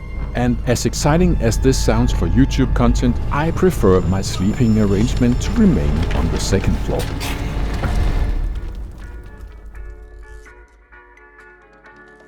With the new beams in place and my house no longer threatening to self-destruct, we moved on to the next step, building a level framework for the ceiling.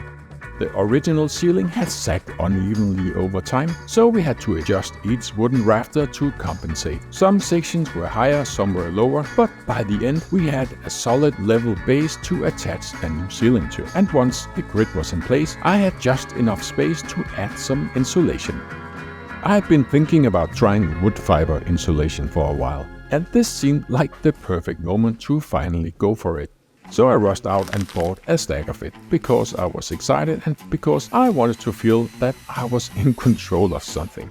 And honestly, it was kind of amazing. No etching, no lung-destroying fiberglass dust, great for soundproofing, which is ideal when your bedroom is above the living room.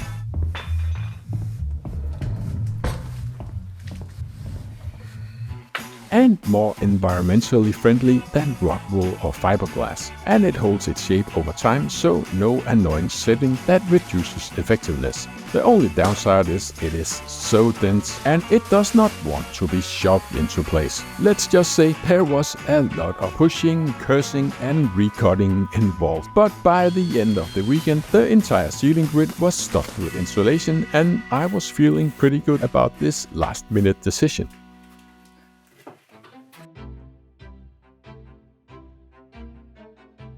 Somewhere in the middle of saving my house from collapse, it hit me. It had been months since I last uploaded a video to my YouTube channel. My camera had been running this whole time, but none of this footage was making it into a video in the near future. So in the rare moments when I wasn't wrestling with insulation or hauling steel beams, I sat down to work on a new video.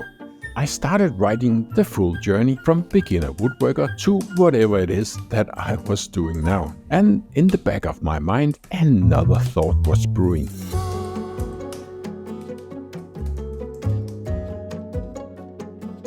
By Monday, a huge stack of plasterboards arrived and Jonas showed up again. Bless this man. We spent the next few days lifting and screwing drywall into place, and let me tell you, doing this with a friend is 100 times better than struggling alone. Jonas' strategy was 2 people lifting, 1 person prepping the next board. My original plan was me alone, wrestling plasterboards onto the ceiling with a lift. Safe to say, his way was way better and also way faster. And finally, with the ceiling starting to look like an actual ceiling again, a new reality was settling in. We were getting close. The room still had a million finishing touches left, but after months of destruction, sacking beams, and near-house collapse moments, we were finally rebuilding.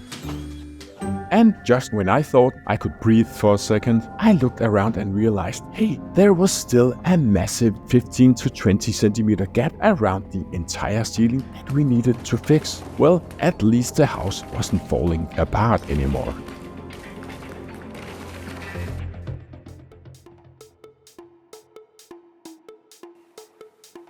By now, I had spent months on renovations, moved my entire kitchen and living room into my office, and not uploaded a single YouTube video in forever. So I decided to do something productive. Instead of finishing the ceiling, boring, I spent an entire weekend recording the voiceover to my new video about my entire journey from beginner to full-time woodworker and YouTuber. Why? Because my audience had probably assumed that I died, because I needed to make some money, and because I needed to remind myself why I started doing this in the first place.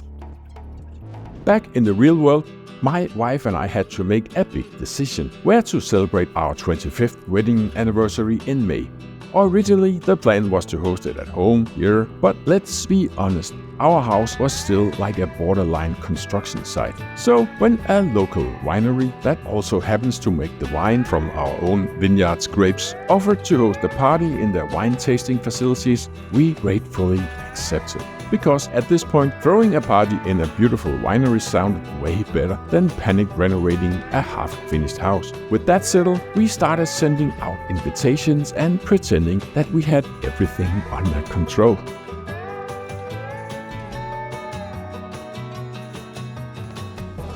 By May, I had officially hit renovation exhaustion.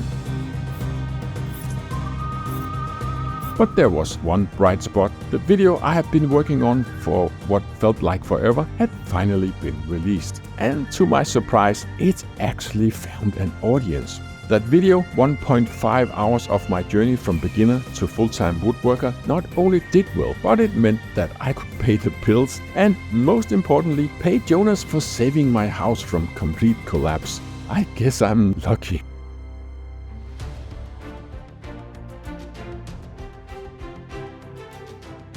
After months of chaos, it felt surreal to just step away from the construction zone, be surrounded by family and friends, and enjoy an evening where the biggest decision was what wine to drink next. For the first time in what felt like forever, I wasn't thinking about renovation problems, unfinished projects, or how much money I had thrown into the house. I was just there, present and enjoying the moment. And as I looked around at the people who had supported me through this absolute roller coaster of a year, I realized that renovation mess aside, we had actually come pretty far. The house was still standing. The channel was miraculously still going.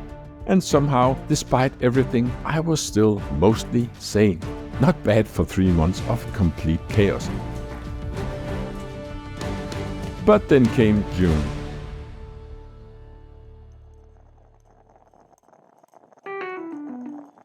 With the anniversary celebration behind us and no immediate disasters looming over my head for once, I finally felt like I had some energy to get back to the renovation. There was about a million things still left to do, like putting up the exterior cladding on the cabin with Julia, but one thing in particular had been nagging me, that was the kitchen. Remember when I ripped out the ceiling and in the process also demolished the IKEA range hood? Yeah, I wasn't exactly planning on putting that thing back up because I hate IKEA. It had served its time, let's just say that, and honestly, I never really liked it. I had a new plan. I had found a built-in range hood from Miele, and all I had to do now was just to build a custom cover for it. Simple, right? Yeah.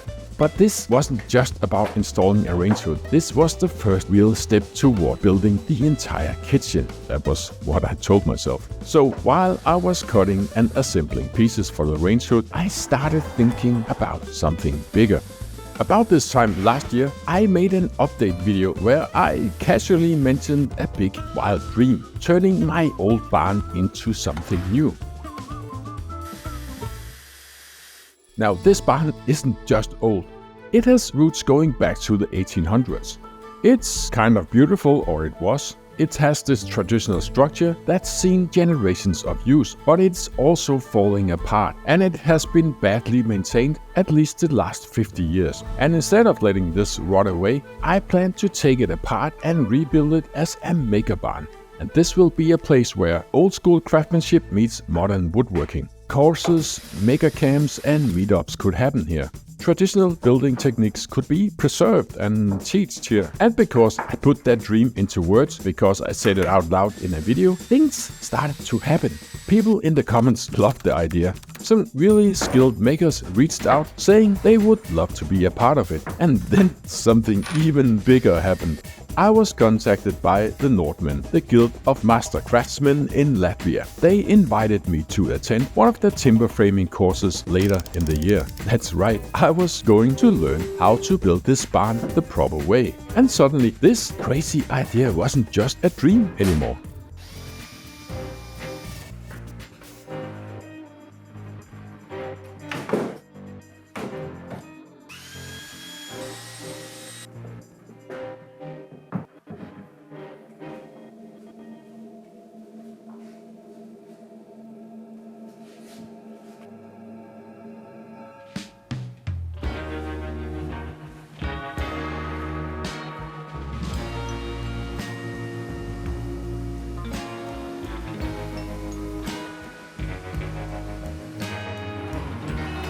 There was still plenty of stuff to do. I started fixing the walls with filler and sanding, aka the most boring but necessary steps in renovation. I spent way too much time trying to get an electrician to actually show up. Living room and cabin still needed wiring. Then out of nowhere, Rubio Monaco invited me to Belgium for their atelier event.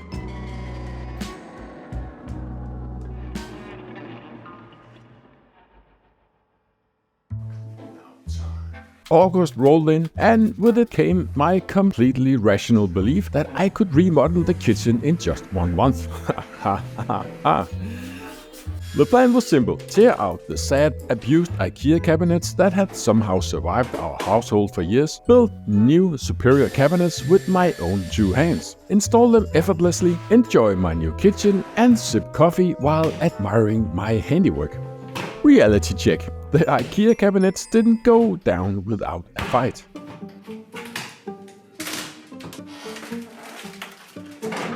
They were falling apart, but still somehow too stubborn to remove without a struggle. Let's just say they met a violent end. RIP budget particle board, you will not be missed. With the old cabinets gone, I grabbed my trusty birch plywood and started cutting up pieces for the new ones.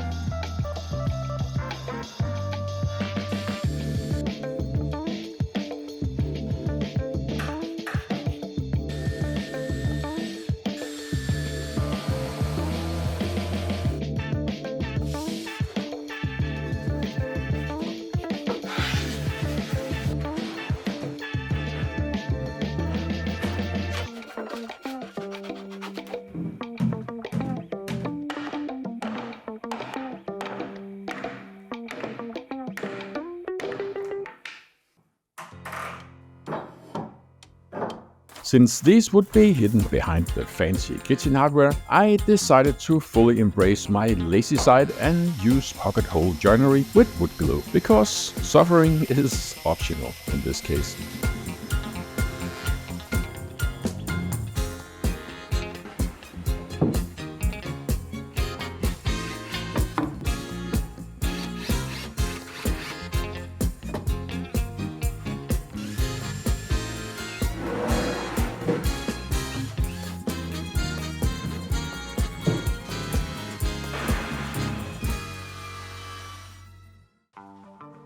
At this point I was feeling productive, but then I looked up. Wires just hanging from the ceiling. You see, my original electrician had started the job, then mysteriously vanished. No text, no calls, no sorry I ran off to join the circus. Just gone. Turns out finding a new electrician mid-project is harder than getting front row seats at a Beyoncé concert. So the kitchen was now a battlefield of unfinished cabinets, exposed wiring, and my shattered dreams. I remained optimistic, that means stupid, thinking it's fine, we'll sort it out in... September rolled in, and it was finally time to pack my bags, grab my work boots, and haul myself over to Latvia for something that I had been looking forward to since spring. A hardcore 10-day timber framing course. My excitement level was through the roof, but my confidence level was somewhere in the basement. Because here's the thing, I was about to spend over a week using nothing but hand tools. No power saws, no cordless drills, just axes, chisels, and my questionable upper body strength. And while many of the other participants were professional carpenters or builders, I was just the guy who makes things out of pallet wood on YouTube. No pressure. But as soon as we got started, I remembered why I love this kind of work. It is one thing to watch someone talk on a screen about joinery techniques, and it's a whole other thing to try and actually grab an axe, feel the wood, and carve out a perfect joint with your own hands. There's something incredibly satisfying about working this way. The goal of the course was to take raw logs and turn them into a fully raised timber frame by the end of the 10 days. And in between sweating over chisels and questioning my life choices, I got talking with the guys behind the Northmen who, as it turns out, surprise, are just as obsessed with wood as I am. And that's where the conversation about my woodworking barn began.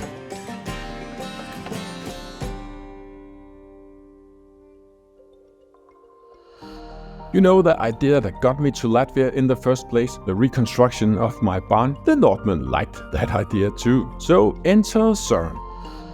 Søren is a blacksmith, timber framer, and also, unbeknownst to me, an incredible designer, and he was also teaching at the timber framing course. And after hearing about my barn idea, he casually said, "I'll help you design it." And just like that, we were sketching out a full timber frame structure. Now I could have gone the easy route and just order a steel construction, but I really wanted something from wood, something that would last generations, something built with axes and chisels the way they did 200 years ago.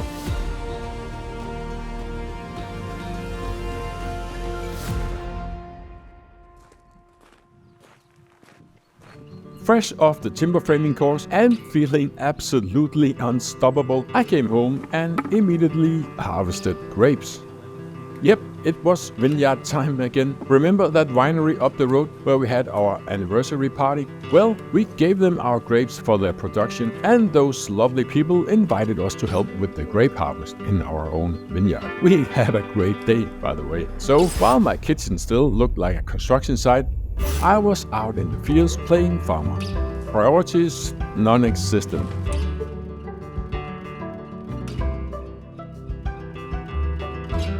And just like that, poof, October disappeared and turned into...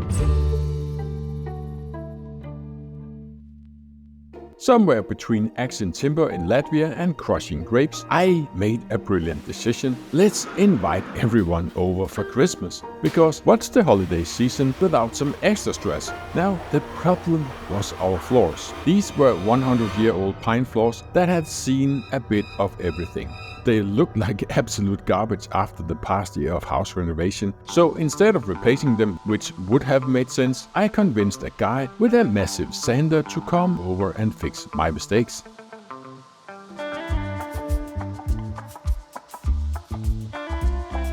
It did a fantastic job. The floors were now smooth, free of 100 years of grime and ready for a new finish. Enter Rubio Monocoat. They had just launched 20 new wood protection colors and they reached out saying, "Wanna try one?" My response, "Yes, please send help." We picked linen, a nice light grayish color that took away the freshly sanded pine glow and made the space feel more modern. They even came over to apply it, which was a blessing because at this point I was running on fumes.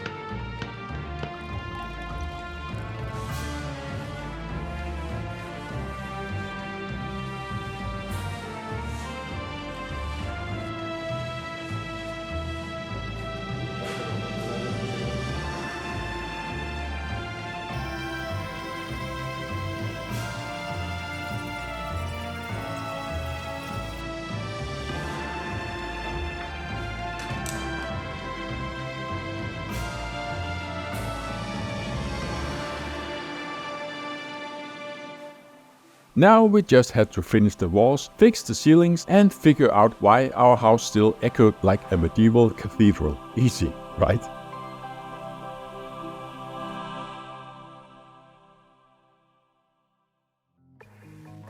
With Christmas fast approaching, I had one final mission: to fix the horrible acoustics in the living room.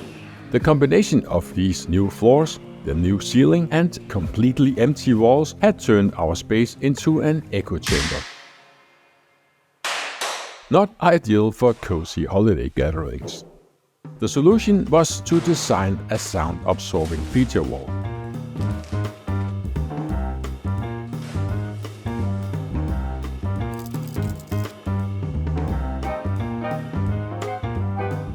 So I ordered some foam panels, cut up a massive chunk of ash and built 2 giant beams to mount on the wall.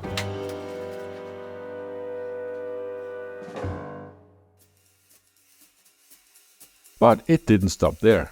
No, I went full woodworking nerd and created a stacked firewood installation between the beams. And why did I do this? It absorbs sound like crazy. It looks awesome and I had a ton of firewood laying around.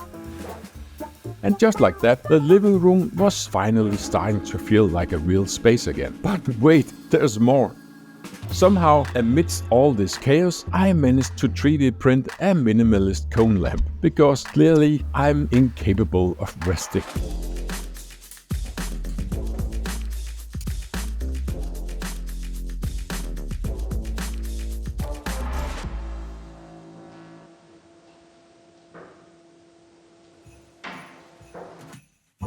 And then Christmas arrived.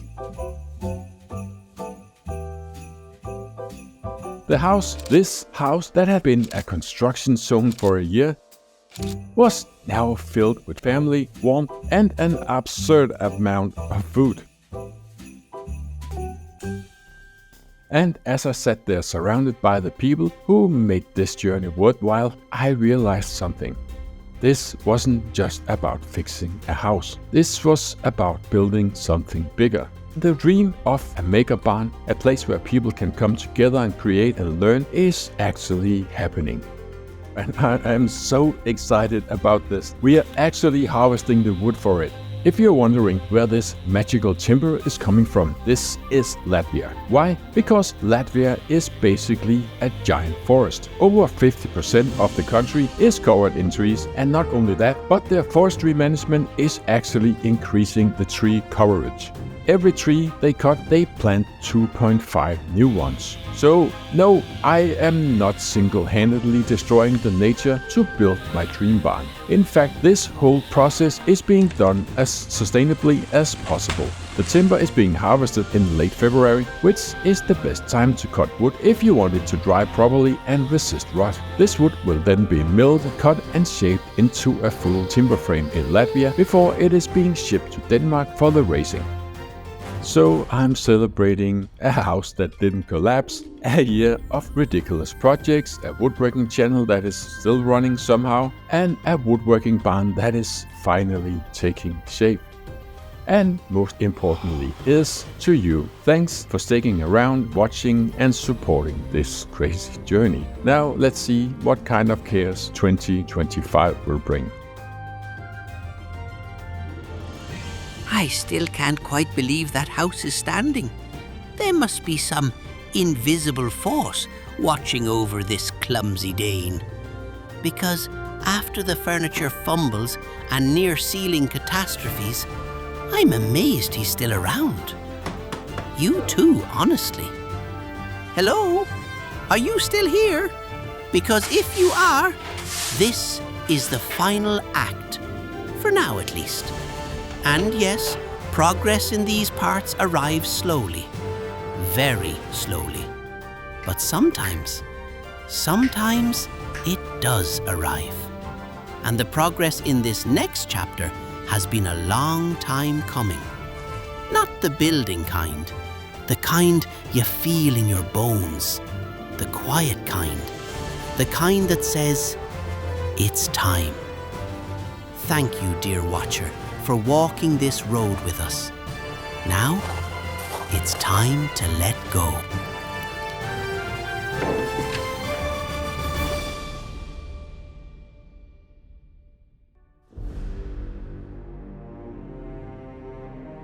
It's not easy to admit, but I have been struggling with the idea of letting go. It's something that I've always wrestled with. And if I'm honest, it's something I saw my dad struggle with too.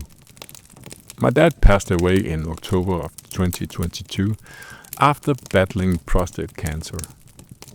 He wanted to stay at home until the end, and he did. He passed away in his own bed, on his own terms, the way he wanted. But before he passed, and also some time afterward, I had this overwhelming task of sorting through his stuff, his things. He lived on a big property, almost like mine, with lots of space, and if you give somebody 40 years and plenty of room, they will fill it. And my dad was great at collecting things, tools, bolts, tractor parts, buckets of screws. He had this skill for seeing the potential in everything, but not the skill for letting go of what he no longer needed. You have to understand he came from a world of scarcity. So one of the things that he had was an old workbench. It wasn't fancy. I'm sure he picked it up for free somewhere. It was old, soaked with oil and chemicals, and covered with nails and bits of metal that was hammered into it over decades. I've seen this workbench many times in my dad's barn, beside the tractor that he was currently working on, because he was always working on a tractor. My dad was restoring mostly Massey Ferguson 35 tractors that was built in the 1950s. That was his area. I've had this workbench in my shop for a couple of years now, and every time I looked at it, I saw my dad. I remembered him standing in his own barn, covered in grease, tinkering with tractor parts. The smell of oil and metal that seemed to follow him everywhere, that was soaked into that bench. But here's the truth. I couldn't use it for many reasons. First and foremost, it was too damaged to restore and too far gone to save. And still, I couldn't let it go. So I had this thought for some time. Perhaps it wasn't just my dad's workbench I could not let go of. This was about something deeper. About how I cling to things, even when they no longer serve me. I think about my dad and how much he struggled to let go. Even when he knew his time was running out, he kept holding on to all his stuff. Maybe it was his way of holding on to life itself. But in doing so, he left a huge burden for me and my sisters. And now I can see myself doing that very same thing. I'm 53 and I collect wood and tools and scraps like there is no tomorrow. I'm ready to go into 5 years of lockdown. Things I tell myself I'll use someday, I keep. But will I use it? Or am I just creating another mountain of stuff for somebody else to deal with? This is where my daughter has been such an inspiration.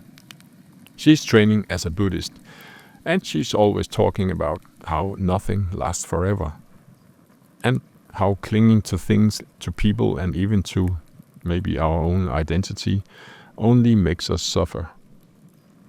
She reminds me that letting go doesn't mean that you don't care. It means you understand that nothing can stay the same forever. And that is really not a bad thing. It's just life. There's a story that I read once, or maybe a speech I heard, about a girl who was so afraid of losing her pet bunny that she hugged it too tight. And by doing so, she killed it. And that's what holding on too tightly does. No matter if it's to people or possessions or even memories, we risk suffocating the very thing that we are trying to hold on to and to keep. Letting go is hard, but it is also freeing. Today, I burned that old workbench. I had to. It was like a ritual for me. It felt like letting go of more than just wood and some metal scraps. It felt like letting go of the weight of holding on to something that was really never mine to keep. I thought about my dad. I thought about how much that I miss him, how much I learned from him, not just about tractors or tools, but about life. His inability to let go taught me something important. The things we hold on to too tightly can become burdens for others. They most likely will. And I don't want to repeat that mistake. There's a beautiful lesson in learning to hold things lightly. It doesn't mean that you don't value them. It means that you appreciate them for what they are, without trying to make them last forever. Like my dad's workbench.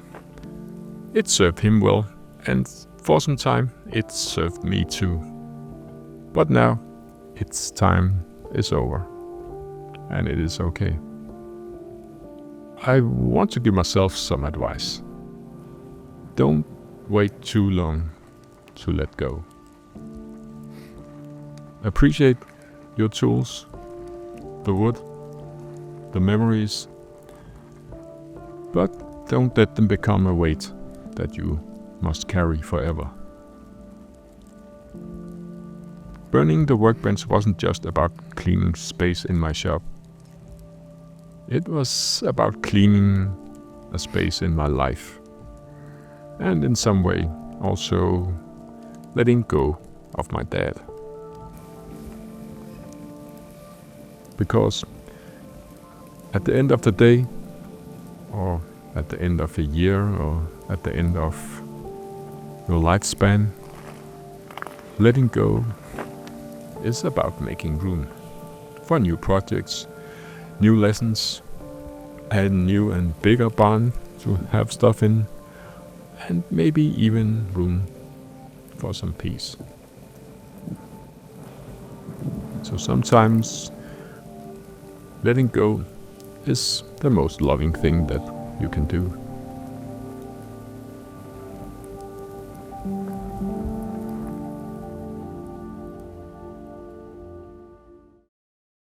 We have one car in our household. My wife takes it to work, which means that most days I don't have access to a car. And that is fine. I work from home, woodworking, making videos. I don't need to go anywhere most days. But sometimes I do. Sometimes I need to go into the city. And when that happens, I usually take the bus or ride my bike. And when I take the bus back, it drops me off about 4 kilometers from my house. So I walk the rest of the way. It takes about 45 minutes. Middle of the day, everyone else is at work, busy, productive, and I catch myself thinking, I should be producing something right now. I should be making, selling, doing something useful. If I had a truck sitting in my driveway, I wouldn't have to walk. I could be more efficient. I could take on more clients. I could be making more money. And then I realize I don't need to. I don't need to make more money to afford a truck that saves me a 45-minute walk. I actually enjoy the walk. Nobody's calling me, demanding to know where I am. Nobody's expecting me to show up at a meeting or punch a clock. I'm just walking, listening to the wind in the trees, talking to the people that I meet, thinking, feeling the sun on my face. And I feel rich. Not because of money, but because of time. A few years ago, my wife and I made some choices. We lowered our expenses.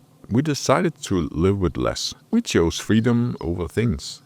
And that is why I have the time to walk in the middle of the workday.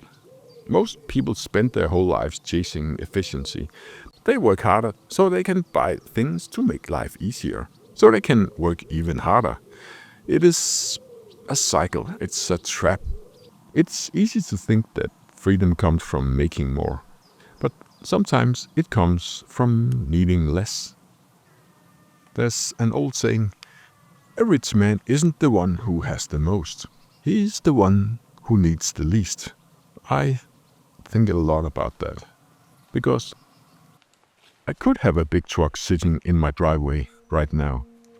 I could make more, produce more, and be busier. But would I actually be wealthier? Or would I just be spending my time paying for something that I don't really need? A lot of people watching this are dreaming of escaping the rat race, of getting out of the cycle of always needing more. Maybe you want to quit your job, start woodworking or YouTubing full-time, live a different kind of life. And I get it, because that was me. But here is what I learned. It is not just about making a living doing what you love. It's about making a life that you actually want to live. That doesn't happen by buying more or upgrading, making everything more efficient. Sometimes it happens by slowing down, by cutting expenses instead of chasing income, by trading things for time, by taking the long way home sometimes. So the next time you catch yourself thinking, if I just had this tool, this truck, this bigger workshop, I'd be set. Ask yourself, what's the actual goal? Because sometimes the richest thing you can have is time.